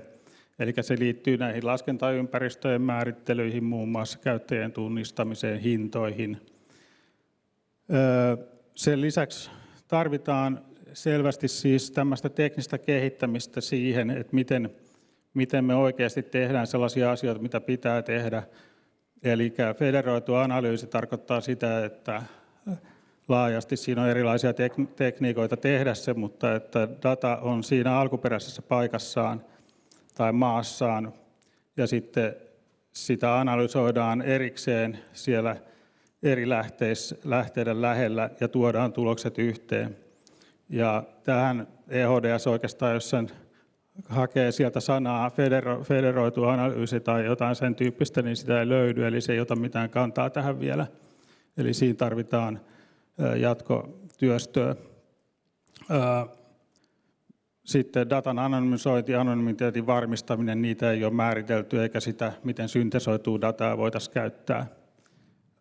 Kansalaisille suunnatut palvelut myöskin, että siellä on opt-out määritelty, mutta siellä on itse asiassa aika vähän määritelty siitä, mitä kansalaiselle pitäisi antaa ja miten sitä pitäisi tuoda sitä tietoa, esimerkiksi hänen omien tietojensa käytöstä, missä projekteissa esimerkiksi on käytetty tämän tyyppistä. Tähän tarvitaan niitä teknisiä ratkaisuja ja myös vähän lisämäärittelyä. Ja nyt tästä aika paljon on hankkeita menossakin, joissa sitten täydennetään tätä lainsäädäntöä. Ja yksi näistä on tehdasprojekti, jota Sitra on vetänyt tehdas 1, ja nyt sitten todennäköisesti myös alkaa tämä tehdas 2, jossa sitten tuotetaan lisää määrittelyjä ja suuntaviivoja, miten tämä infra pitää rakentaa. Ja ollaan siellä VTT:kin mukana tekemässä näitä määrityksiä. Nopeana yhteenvetona, mä olen aikani varmaan käyttänyt suunnilleen, niin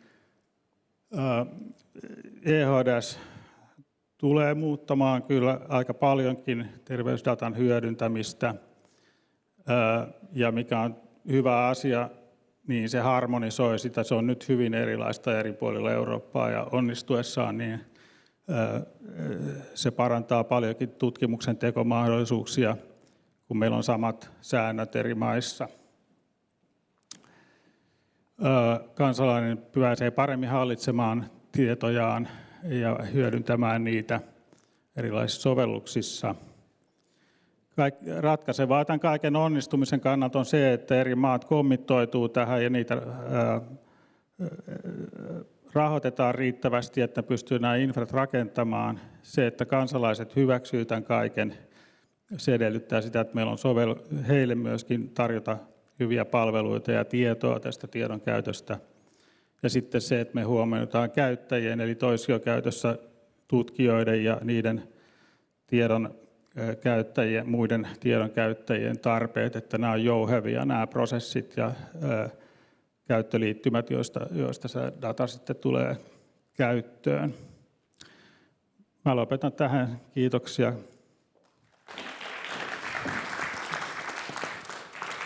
Lämmin kiitos.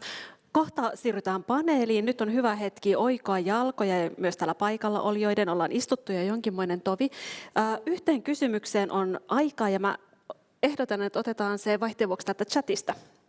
Eli kysymys kuuluu näin. Mihin asentoon EHDS:ssä lopulta jäi toisiokäytön tietojen siirto rajojen yli? Tuliko siitä velvoittavaa, mitä kysyjä ei usko, vai panostetaanko enemmänkin federoidun analyysin tarjoamiin mahdollisuuksiin? No siis niin kuin sanoin tuossa äsken, niin se federoitu analyysi on semmoinen, jota on hyvin huonosti määritelty siellä. Että kyllä minä tulkitsen sen niin, että siinä on velvoittavaa sillä lailla, että jos tutkija hakee 2 eri maasta aineistoa, niin siellä mainitaan, että EUlla on tämmöinen analysointiympäristö, johon se silloin tulee siirtää se aineisto käyttöön varten. Et siinä mielessä mä luen sen niin, että se on velvoittava. Mutta täällä onneksi meillä on juristi sitten tuossa paneelissa, joka voi oikoa nämä mun käsitykset, että jos ne on vääriä. Kiitos paljon. Kiitos myös erinomaisesta aasinsillasta. Aplodit vielä kerran ja otetaan sitten meidän paneelista ja takaisin tänne, osittain takaisin ja osittain uusia kasvoja. Karoliina Snell palaa tänne paneelia moderoimaan ja sitten otetaan puhujista Tomi Mäkelä ja Pekka Marttinen tänne takaisin. Ja uutena tervetuloa Kirsi Talonen, Antti Honkela ja Jukka K. Korpela. Ja Kirsi Talonen tosiaan toimii Aikenissa juristina ja hänellä on pitkä kokemus terveystiedon käyttöön ja tietosuojaan liittyvistä kysymyksistä. Että hän on työskennellyt muun muassa Findatalla, HUSissa, sosiaali- ja terveysministeriössä ja THL:ssä. Kirsillä on nyt kova tehtävä sitten oikoa mahdollisia laillisia kysymyksiä. Professori Antti Honkela on taas Euroopan johtaviin tietoturvallisen tekoälyn ja differentiaalisen tietosuojan tutkijoihin kuuluva henkilö. Ja sitten vielä siirryn vähän, etten seiso teidän edessä. Meillä on täällä mukana myös Jukka K. Korpela, Suomen syöpäpotilaat ry:n potilasaktiivi, joka on tietokirjailijanakin tunnettu henkilö, IT-asiantuntijana toiminut ja on kovin kiinnostunut viestinnästä ja eettisistä kysymyksistä ja tässä paneelissa nyt edustaa tärkeää potilaan ääntä. Karoliina, ole hyvä. Kiitoksia. Saatiin nyt kaikille helpottavasti vielä tämä niin kuin järjestys niin, että ollaan samalla lailla lavalla kuin tuolla slaidissa. Lähdetään oikeastaan nyt siihen, vähän tiivistetään noita äskeisiä asioita. Me puhuttiin paljon positiivisia ja hyviä asioita, mitä tekoälyllä ja datalla voidaan saavuttaa. Niin jos lähdetään tästä niin kuin katsomaan niin kuin teidän näkökulmasta, että jos tiivistätte lyhyesti sen, että mikä on se semmoinen niin kuin keskeinen hyöty tai odotus teillä siitä, että miten tekoälyä ja dataa pystytään nyt terveydenhuollossa ja lääketieteellisessä tutkimuksessa hyödyntää. Että jos lähdetään, Tomi nopeasti voit, sä olet jo tässä puhunut, niin voit aloittaa. No kyllä sehän mullistaa koko terveydenhuoltoa, eli se vaikuttaa ihan kaikkeen ja on parantamassa ihan hurjasti,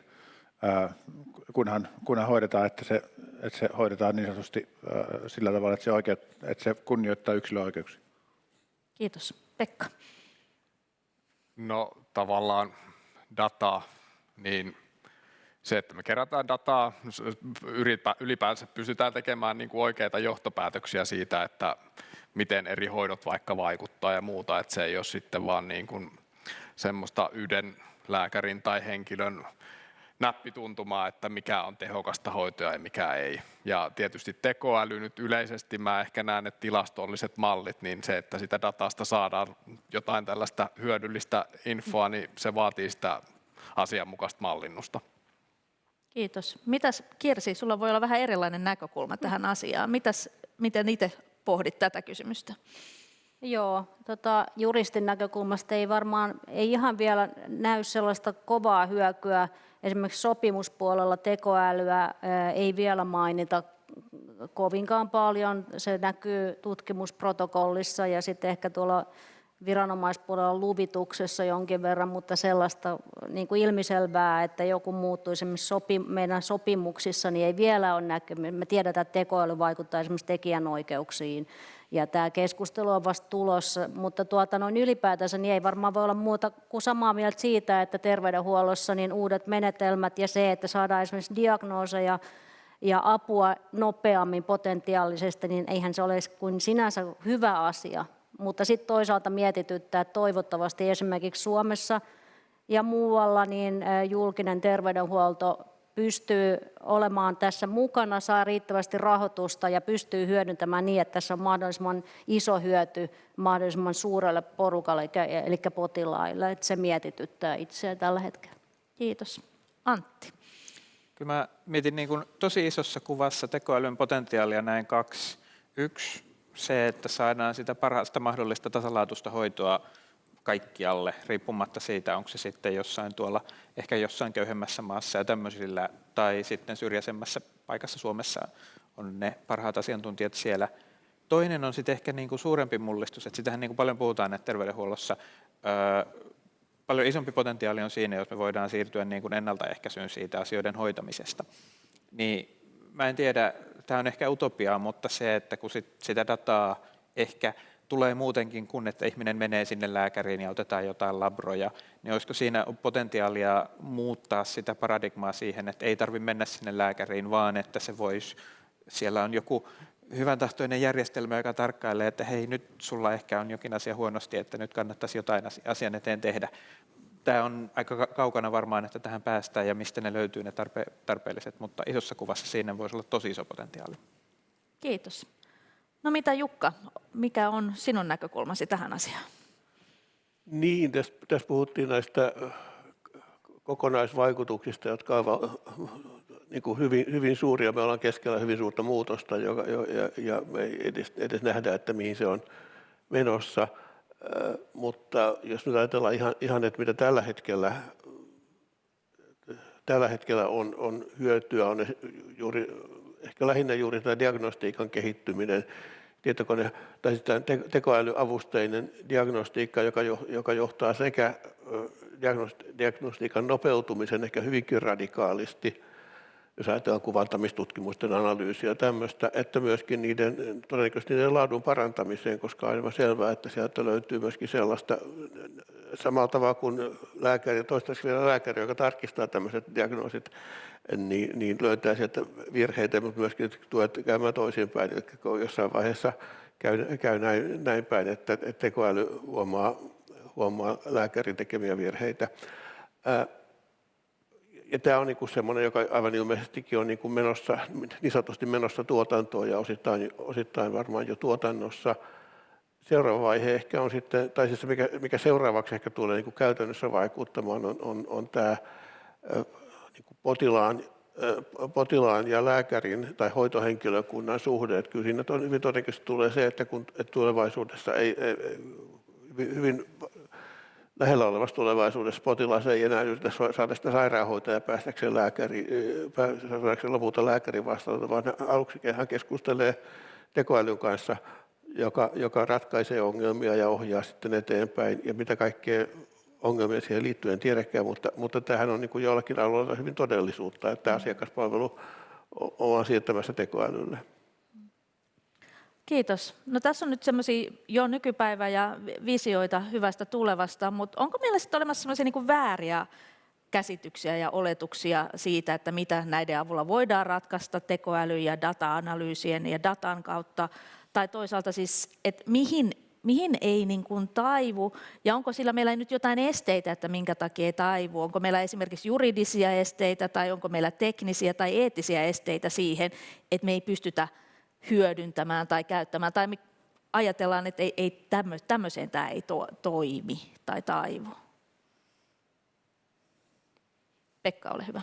No siis tietysti niin kuin ihan ilmeisenä niin ylipäätään eettisten kysymyksien vastaaminen, että jos meillä on vaikka priorisointia tai muuta vastaavaa, niin eihän siihen niin kuin tekoäly ikinä pysty sanomaan, että miten hoito pitäisi niin kuin kohdentaa. Ja tietysti sitten toinen nyt on, että eihän se tekoäly sit viime kädessä kuitenkaan sitä hoitoa niin kuin tee. Elikkä vaikka meillä olisi joku, sanotaan nyt niin kuin riskiennuste tai muu, niin täytyy olla sitten se hoito tai interventio tai mikä ikinä, mitä me voidaan sitten niin kuin tavallaan sitä riskiä ehkäistä, mutta jos ei sitä ole, niin sittenhän sillä riskiennusteellakaan ei niin kuin itsessään sitä potilasta hoideta. Antti ja sitten Kirsi. Niin kyllä se varmaan niin kuin tekninen rajoite on se, että mistä asioista meillä on dataa ja riittävästi dataa siihen, että täällä on esitetty, kuinka näitä rekisterejä on kerätty pitkän aikaa, mutta se on kuitenkin, sitä dataa ei ole kerätty ensisijaisesti siihen, että me opettaisimme sillä tekoälyn tekemään jotakin, niin siitä nyt tulee ainakin pitkän aikaa aikamoisia rajoitteita varmaan siihen, että mikä on teknisesti mahdollista. Kirsi. Joo, ja sitten mietityttää näin, kun tämä on tämä globaali maailma nykyään, niin eikä rajoja sinänsä ole, että nyt EUhan on massiivisesti säännellyt näitä data-asioita, ja kukaan ei vielä, en usko, että kukaan vielä ymmärtää, että mitä tämä sääntely tulee tarkoittaa, mutta nyt tietyllä tavalla pieni pelko ja riski on se, että EU sääntelee itsensä kohta tukkoon näillä kaikilla regulaatioilla, missä on myös aika paljon, siellä on hyviä asioita, mutta siellä on myös paljon velvoitteita ja se aiheuttaa myös kustannusvaikutusta, että mihin me kaikkeen meillä on varaa tämän sääntelyn puolesta. Ja toisaalta sitten esimerkiksi USAssa on valittu vähän erilainen tie, että siellä ei sääntely ole, siellä kehitetään, mennään eteenpäin, niin tämä on kiinnostava nähdä, että 15-20 vuotta, niin ollaanko menossa hyvään suuntaan vai jumittaako Eurooppa tässä. Ja esimerkiksi tämä EHDS-sääntely niin tosiaan edellyttää aika paljon resursseja ja vie enemmän sellaiseen viranomaislupamaailmaan, joka voi myös toisaalta hidastaa sitä tiedon saantia ja tekee siitä kalliimpaa. Että tässä on tällaisia aika isoja kysymyksiä, niin kun jos ajatellaan sitten Euroopan asemaa ja esimerkiksi muuta maailmaa, että mihin ollaan menossa. Tomi ja sitten Pekka. Joo, ehkä semmoinen, mitä tässä tulikin osittain esiin, mutta on niin kuin mun mielestä datan hallinta ja luottamus. Tämä on niin kuin vaikea asia, koska kuka on se oikea datahallitsija, onko se Suomi, onko se Eurooppa, onko se joku firma, jota me kaikki käytetään kännyköissä aika vapaasti, aika lailla jaetaan dataa, jota kännykät kerää ja firmoille, ja sinne painetaan vaan hyväksy koko ajan. Niin se, että mikä on se oikea paikka ja miten sitä saataisiin aikaan, tämä on varmaan semmoinen iso asia. Ja ideaalitilannehan varmaan olisi se, että se hallinta olisi yksilöllä, mutta se on myöskin hyvin vaikea toteuttaa. Tämä on semmoinen, mikä on tärkeä keskustelua. Kiitos. Niin ehkä mä tuohon olisin vielä just lisännyt, mainitsin jo mun esitelmässä, että meillähän ei välttämättä tarvitse sitä dataa olla itse. Että me nyt alkaa tulla maailmalla malleja, jotka on myöskin niin kuin terveydenhuollon tavallaan tarkoituksiin koulutettu. Ja kyllä mä niin kuin ehkä viitaten näihin edellisiin puhujiin, niin olen siinä samaa mieltä, että jos meille joskus tulee sellainen malli, mikä saattaa olla itse asiassa aika lähitulevaisuudessa, joka jossain mielessä on niin kuin ainakin jossain mielessä on niin kuin vastaava diagnooseja antamaan tai muuta kuin vaikka lääkäri, niin en usko, että sitä Suomessa on kyllä koulutettu sitä mallia. Että se varmaan tulee kyllä muualta maailmasta. No mitäs jos sitä ei kouluteta Suomessa ja puhutaan paljon tällaisista, niin kuin, että me ollaan suomalaiset ollaan erityinen kansa ja kuoltiin jossain vaiheessa sydän-verisuonitauteihin ja meillä on erityinen geneettinen perimä, niin soveltuuko nämä mallit, mitä koulutetaan sitten muualla, niin suomalaiseen terveydenhuoltoon?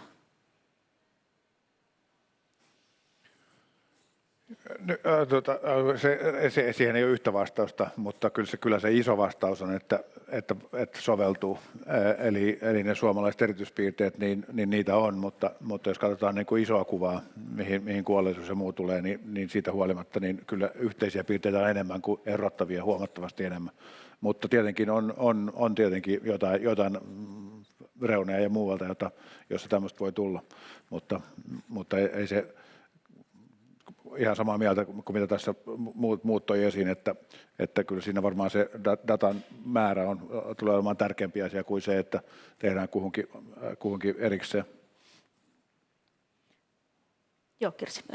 Sitten jos ajattelee ihan kansalaisia, meidän kaikkien ihmisten näkökulmasta terveydenhuoltoa, niin entistä tärkeämmäksi nousee se, että miten tuodaan tietoisuutta ja miten ymmärrys kasvaa siitä. Kyllä itse ainakin haluaisin tietää, että mikä on se datamassa, mikä on siellä vaikka minun sairauteni taustalla, kuka sen on kouluttanut ja millä datalla ja miten. Eli tällainen niin kuin läpinäkyvyys ja ymmärrys, koska nythän jo huomaa sen, että tällainen datatiede on aivan uusi asia. Se on tullut tässä viimeisen vuosien ja vuosien aikana niin kuin pinnalle. Ja itse huomaa, että tämä on aivan uusi professio, mitä ei ole aikaisemmin ollut. Ja tämä tietoisuus siitä ainakin itselle nousee hyvin usein, että se tulee entistä tärkeämmäksi. Eli pitää pystyä kertomaan ihmisille, että mitä siellä taustalla, mitä kaikkea se on syönyt ja kuka sen on kouluttanut, kuka sitä hallinnoi. Jos tähän vaan kommenttina, niin yhtä hyvin tietenkin voi kysyä lääkäriltä, että missä sä oot koulutettu ja kuinka pitkään sä oot valvonut viime päivystyksestä. Juuri näin. No onko se lääkäri sitten semmoinen samanlainen musta laatikko, kun tekoälyn kanssahan puhutaan usein tämmöisestä käsitteestä kuin musta laatikko, että ei päästä oikein ymmärtämään siellä, että mitä siellä niin kuin tapahtuu siellä laatikon sisällä. Niin tähän voi liittyä sekä sitä, että tekoälymallien ja algoritmien semmoista, että ei oikein tiedetä, miten ne on kehitetty, mutta myös sitä, että mitä dataa siellä on niin kuin taustalla, että mihin se liittyy. Niin kuinka näitä pystytään sitten ylipäätänsä avaamaan ja tuomaan, onko se mahdollista ja millä tasolla sitä pitäisi niin kuin sitten tuoda esiin ja onko se lääkärille vai potilaalle? Mutta Pekka, sulla on ainakin käsi käynyt tässä. No lähinnä se, että vielä edelliseen, että mistä me tiedetään, soveltuuko nämä. Kyllä se tutkimusta vaatii, että soveltuuko ne Suomeen tai soveltuuko ne yhtään mihinkään. Että varmasti vaatii niin kuin tutkimusta ja myöskin se, että miten ne toimii, koska ne ei toimi ja se ymmärrys ylipäätänsä, se läpinäkyvyys, niin sekin vaatii vielä sitä tutkimusta. Että eihän ne niin kuin ole vielä mitenkään niin kuin valmiita kliiniseen käyttöön. Semmoiset työkalut, vaikka se saattaa olla kyllä aika niin kuin lähellä niin kuin tulevaisuudessa, että ne ainakin yhteistyössä niin kuin lääkäreiden ja sairaanhoitajien kanssa toimisi. Antti. Niiden läpinäkyvyyden suhteen mä olen jossain määrin optimistinen kyllä näiden järjestelmien kanssa.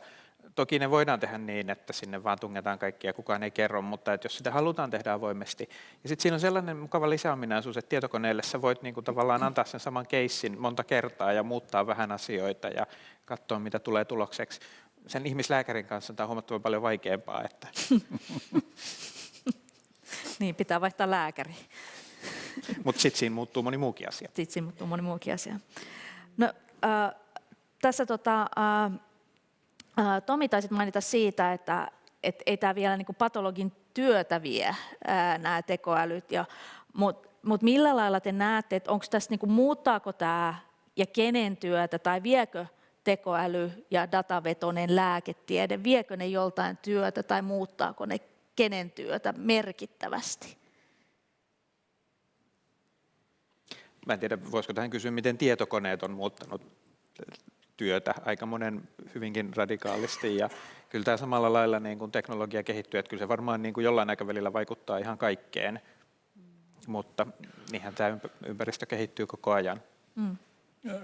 Kun terveydenhuollosta tässä on puhuttu terveysdatasta, niin se harras toive olisi se, että nyt on menty siihen tilanteeseen, että terveydenhuollon henkilöstö käyttää yhä isomman osan ajastaan koneen ääressä kirjoittamassa, että tässä suunta menisi toiseen suuntaan ja mun mielestä on aika hyvät edellytykset siihen. Niin, että en näe, että meillä ollaan vielä lähellä sitä, että meillä olisi niin jotenkin liikaa lääkäreitä tai liikaa sairaanhoitajia, että kyllä niin kuin toistaiseksi niin kuin ihan kaikki mahdolliset niin kuin hyödylliset käyttötarkoitukset niin toivottavasti saadaan mahdollisimman niin kuin nopeasti käyttöön. Jukka.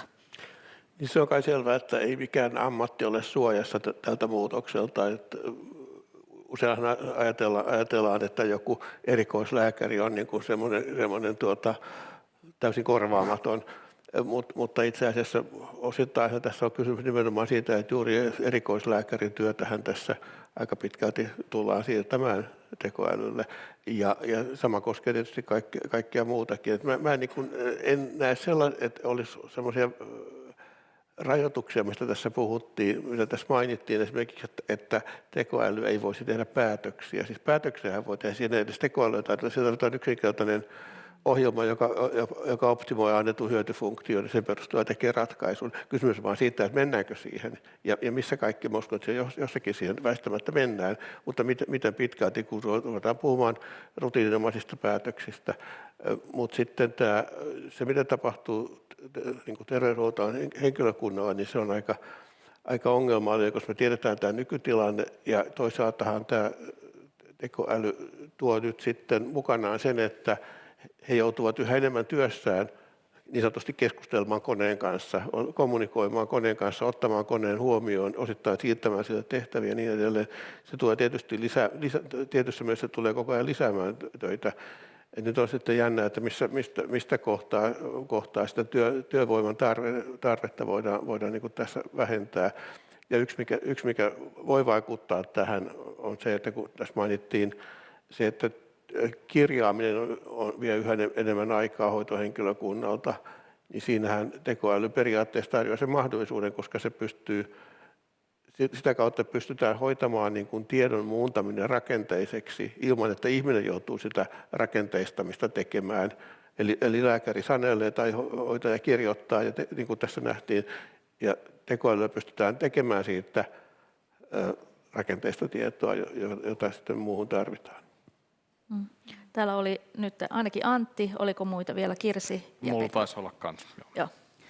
Niin, isossa kuvassa se on tietysti se, että niin kuin tuntuu, että terveyspalvelujen kysyntä on rajaton ja resurssit rajalliset, niin siinä tietysti on niin kuin mahdollisuus sitten tehdä erilaisia rajauksia sen suhteen ja tavallaan miettiä aina tätä niin kuin globaalia näkökulmaa, jotain intialaista kylää, jossa ei ehkä erikoislääkäreitä ihan hirveästi ole, niin varmaan tässä tulee niin kuin erilaisia palveluita, että jollain luodaan, ehkä se alkaa sieltä, että sinne luodaan, ne ei ehkä sitten ole ihan yhtä hyviä vielä kuin se ihminen, mutta että miten se sitten menee pitkässä aikavälissä. Ja toki siinä on toinen sitten se kysymys, että pystytäänkö me luomaan niitä, tai miten me kehitetään sitä teknologiaa, on tietysti myös valinta.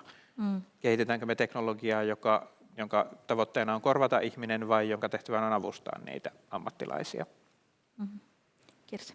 Niin, sitten välillä aina unohtuu, että ihminen on erehtyväinen, että ei se välttämättä sitten ole aina niin, että se luonnollinen ihminen olisi, me kaikki tehdään virheitä ja ehkä on parempi, että sitten on rinnalla tai tukena koulutettua niin kuin datan käsittelyosaamista ja sen tukena tai viimeisenä päätöksentekijänä ehkä on sitten kuitenkin se ihminen.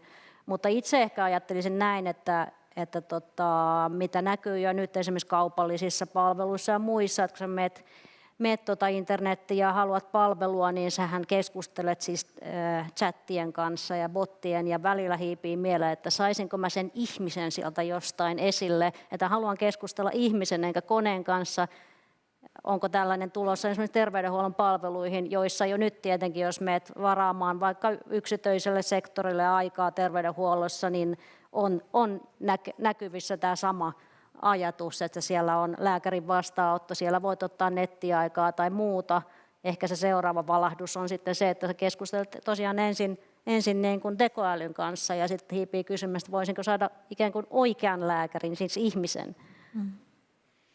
Niin piti tosiaan sanoa, joka oikeastaan tuli tuossa jo, että se ihmiskontakti on toki se, mitä ei nyt tekoäly pysty missään tapauksessa niin kuin korvaamaan. Ja toisaalta sitten niin kuin en näe myöskään sitä, että lääkärit olisi häviämässä ihan jo siis niin kuin sanotaan lainsäädännöllisesti ja sellaisista vastuukysymyksistä, että siinä pitäisi sitten ennen kuin siitä lääkäristä voitaisiin ikään kuin kokonaan korvata, niin täytyisi läpi miettiä, että mitä sitten kun tekee joku virheen tai muuta vastaavaa, ja ne on varmasti tosi vaikeita ja monimutkaisia keskusteluja nekin.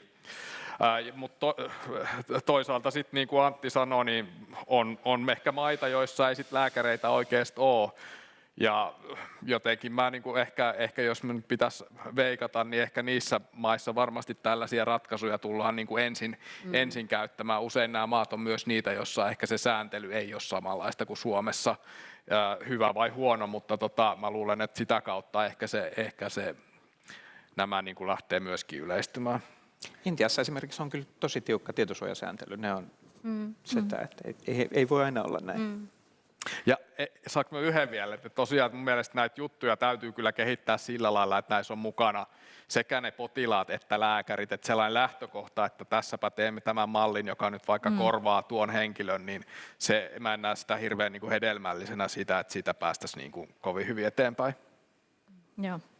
Tomilla on selkeästi jotain. No jos tästä vielä jatkaa, niin ja oikeastaan minusta Antti toi tuossa aika tärkeä pointti esiin, joka on se, että tulevaisuudessa, jos me kerättäisiin dataa enemmän, niin ennaltaehkäisy olisi niin kuin huomattavasti parempi. Että nykyään meillä tulee kännykköihin hälytyksiä, että auto pitää katsastaa tai kaikenlaisia muita muikkareita tai muut semmoista, niin tämä olisi semmoinen mahdollisuus, jota tämä data mahdollistaisi ihan eri tavalla. Ja sitä kautta me, jos ammattikuntia ajatellaan, niin meillä on tällä hetkellä neuvola. Suomi on tunnettu neuvoloista, jossa ajatellaan sitä, että lähinnä silloin ilmeisesti neuvolahoitajat opastaa ehkä eniten äitiä, se on varmaan se perinteinen, niin mä näkisin, että tulevaisuudessa meillä voisi olla neuvolatoimintaa koko elämänkaaren ajan, ja taas vähän uudenlaista ammattikuntaa, toki sitä on jossain määrin nytkin jo jokaista ennaltaehkäisyä, joka sillä tavalla, että kun tulee herätteitä datasta ja vaikka jotain meidän elintavoista tai muusta semmoisesta, niin sitten olisi väkeä, joka ottaisi siihen kantaa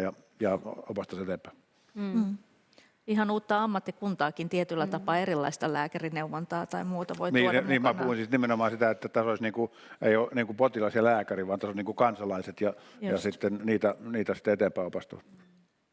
Niin, ja onhan jo aika usealla käyttää siis tällaisia vapaaehtoisia hyvinvointisovelluksia. Itselläkin on joku älykello kädessä ja ouraa ja muuta, josta ihmiset on hyvinkin kiinnostuneita ja seuraa, ja sieltähän saa jo tällaista tietyllä tavalla neuvontaa tai dokumenttia, että kuinka olen nukkunut ja pitäisiköhän nyt vähän ottaa rennommin ja mihin pitäisi kiinnittää huomiota.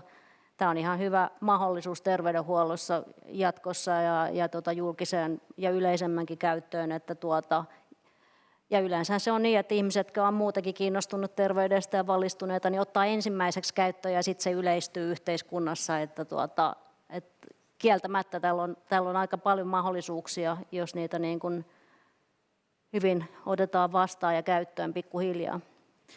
Olisiko yleisössä, siellä mä näen ainakin tuolla olisi kysymys siellä Jaanalla.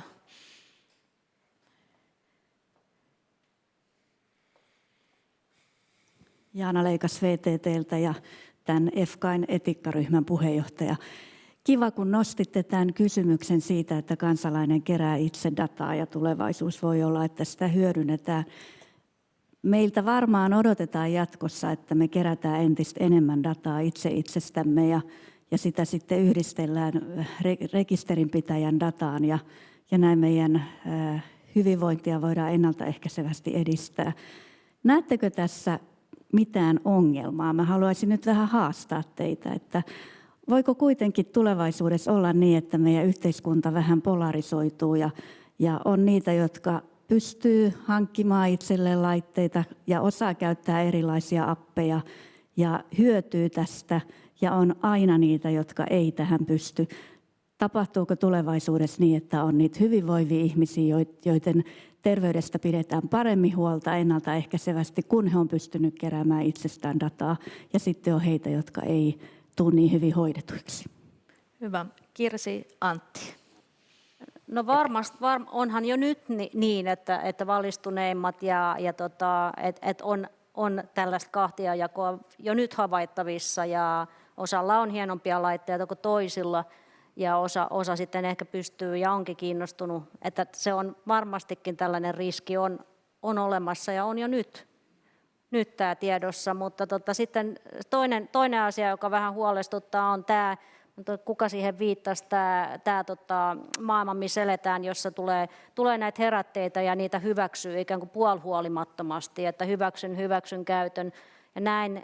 Eli esimerkiksi tässä terveysdatan käytössä, niin se, että on hyvä, että on sitä dataa, mutta miten sitten huolehditaan siitä, että me ihmiset pysytään kirjoilla esimerkiksi oman datan suhteen, että minne se data menee ja ketkä kaikki sitä käyttää, kun on paljon tätä jatkokäyttöä.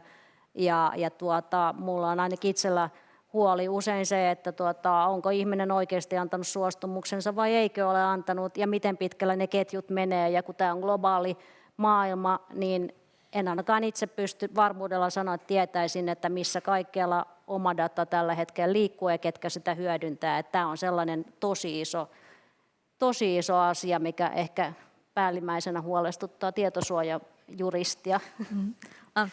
Ehkä mä jatkan tästä tietosuojan näkökulmasta, kun se on oma ala ja siis totta kai siinä niin kuin se, että ketkä näkee ne tiedot, mitä kaikkea se paljastaa, niin se on iso potentiaalinen huoli.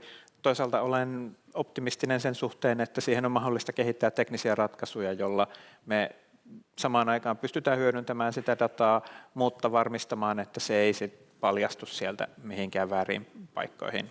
Sen eteen tehdään kovasti munkin ryhmässä töitä. Sitten on tämä tasa-arvokysymys, mihin sä viittasit, niin se on varmasti oikein akuutti tai niin kuin realistinen. Ehkä siinä kysymys on, niin kuin voi kääntää niin päin, että ei sekään tasapuoliselta kuulosta, että kaikkien pitää mennä sen niin kuin matalimman mukaan, että jos me voidaan, jos jotkut voi pärjätä paremmin niin ja niillä on mahdollisuus, niin ei meidän pidä niitä huonontaa ihan vaan tasa-arvon nimissä, että kyllä se varmaan sieltä löytyy näitä ratkaisuja. Pekka. Niin, siis että tosiaan on ehkä näitä sovelluksia, joihin mahdollisesti liittyy jotain tällaisia niin kuin epätasa-arvo- tai eettisiä tai mitä tahansa näkökulmia, mutta sitten on mun mielestä niitä sovelluksia, missä on ihan valtava potentiaali, mitkä nyt jotenkin on aika suoraviivaisia, vaikka nyt tämmöinen niin kuin kirjaamisen tukeminen tai sitten sanotaan diagnostiikassa jotenkin röntgenkuvien niin kuin, automaattinen tai nopeampi niin kuin, diagnoosien tekeminen. Eli mun mielestä niin kuin, vähintäänkin meidän kannattaa niin kuin keskittyä niihin sovelluskohtiin, missä on niin kuin iso potentiaali ja ehkä ne niin kuin riskit ja kysymykset on niin kuin helpommin niin kuin hallittavissa. Ja sitten tietysti on paljon näitä muita lisäsovelluksia, missä sitten ehkä on sitten niin kuin enemmän mietittävää ja sitten ne on sitten niin kuin ne voi tulla sitten myöhemmin tai olla tulematta, että riippuen niin kuin tapauksesta. Näin mä itse näen. Jukalla oli vielä ja Tomilla myös. Niin, minulle tuli mieleen, että kyllähän nykyisinkin ihmiset voi kerätä itsestään dataa ja laittaa vaikka jotenkin omakantaan ihan vapaasti. Mä en vaan oikein päässyt perille siitä miksi, että siis pelkästään datan kerääminen omasta terveydentilasta tai elämisen tilasta, niin ei mä ymmärrän, että se niin kuin ihmisiä voi kiinnostaa se, että ikään kuin seuraa omaa terveyttään, mutta on vaikea nähdä, että missä tilanteissa siitä sitten olisi todella hyötyä esimerkiksi jonkun sairauden ennaltaehkäisemisessä tai jonkun taudin oireiden varhaisessa havaitsemisessa. Mun mielestä tämä pitäisi kääntää niin päin, että mikä on sellaista dataa, joka voi tässä mielessä olla hyödyllistä ja voiko sitä jotenkin järkevästi kerätä, koska eihän siellä niin kuin, eihän ihminen nyt normaalisti kovin paljon, jos se kerää tietoa siitä, kuinka paljon liikkuu ja muuta tämmöistä, niin se on tietysti nice to know -asia, mutta ei sillä loppujen lopuksi suutakaan merkitystä. Jos nyt jotain riskejä tai vaaroja tästä näkee, että jos tämmöinen yleistyy ja siihen ihmisiä houkutellaan, painostetaan ja muuta, niin sitten jossakin vaiheessa alkaa tulla se, että ihmisiä ruvetaan niin kuin ohjailemaan, että nyt sun tiedot oli väärät, et kävellyt 6000 askelta eilen, sä söit liian vähän vihanneksia, niin sitten sun täytyy tehdä sitä ja tätä. Siis siinä tulee tämmöisiä ongelmia. Ja taas sitten se, että saataisiin jotain semmoista olennaista dataa esimerkiksi just niin kuin tautiriskien kannalta, niin niin siinä pitäisi ensin tietää, mitkä ne keinot on, ja siinä usein ne on kai sitten ihan, että ne on sitten enemmän tämmöisiä laboratoriotutkimuksia tai muuta, joita pitäisi tehdä, jos halutaan niin kuin seurata. Että tämmöinen itseseuranta ei saisi olla itse tarkoitus. Joo, mä vielä palaan tähän siihen, että tuleeko haastetta siinä, että tämmöinen datan kerääminen ja yhdenvertaisuus tulee ongelmaksi, niin siitä on hyvä esimerkki Johan Lundi, joka toimii tässä Aikan-hankkeessakin, niin hän on ollut mukana isossa hankkeessa, jossa yritettiin parantaa Afrikassa mahdollisuutta saada patologilausuntoja. Ja Afrikassa on sellainen tilanne, että siellä on erittäin köyhä väkeä, mutta erittäin monilla on kännykkä. Ihan sen takia, että siellä 3G-verkot toimii hyvin, eli kännyköitä on erittäin laajasti. Ja kun siellä saatiin kehitetty sellainen sovellus, että ne saa lähetettyä ne patologian kuvat kännykällä isompiin keskuksiin, jossa sitten niitä tulkittiin ja niistä annettiin tulkintoja, niin tällä parannettiin aivan erittäin merkittävästi köyhän Afrikan väestön tilannetta. Ja mä myös näen, että tulevaisuudessa niin datan keräämisen keinot tulee paranemaan ja merkittävästi myöskin halpenemaan kustannuksiltaan. Ja jos ajatellaan niin kuin Oy Suomi AB:tä, niin tällä hetkellä erikoissairaanhoitoon menee 83% terveydenhuollon kustannuksista, niin jos niitä saadaan pikkusen siirrettyä pois, niin se on aika hyvä investointi sinne alkupäähän.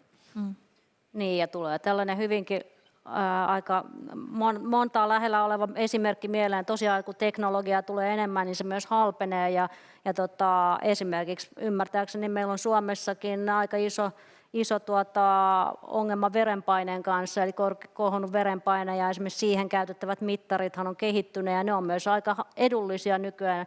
2-30 € maksaa, kun meet Prismasta ostaa verenpainemittari, ja se on ihan hyvä sitä seurata. Se on helppo, halpa tapa esimerkiksi seurata omaa dataa sen kautta, ja sitä ei kukaan julkinen terveydenhuolto aktiivisesti kuitenkaan pysty tekemään. Että kyllä mä niin kuin ajattelen, että myös ihmisillä itsellään on vastuuta, ja on myös keinoja, teknologisia keinoja seurata esimerkiksi just verenpainetta aika edullisilla ja helpoilla mittareilla nykyään. Meillä alkaa tässä aika valitettavasti loppumaan. Meillä olisi voitu keskustella varmaan vielä tunnin.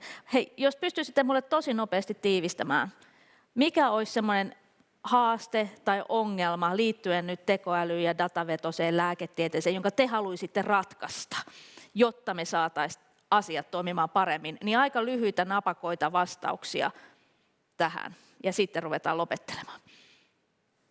Peekalla nousee käsi. No ainakin nyt niin kuin Suomessa on sairaanhoitopiiri, vai mitä nämä on, hyvinvointialueita ja muuta, että ne on vähän niin kuin toimii erillään. Ja että olisi vähintäänkin semmoinen yhteinen ymmärrys ja tahtotila siitä, mitä voidaan tehdä ja millä ehdoin. Kiitos. Kirsi? Ehkä kehittäisin valtakunnallisen kanavan, missä voi ilmaista jokainen mielipiteensä ja näkemyksensä siihen, että haluaako, että omaa terveysdataa käytetään jatkokäyttöön. Sellainen olisi hyvä. Kiitos, hyvä. Antti. Tekoälytutkijana näitä erilaisia malleja, jotka vaikka diagnostiikkaa tekee, niin haluaisin, että ne osaisivat luotettavasti sanoa, milloin ne tietää ja milloin ne ei tiedä. Jukka ja Tomi, löytyykö teillä jotain haastetta? Jukka.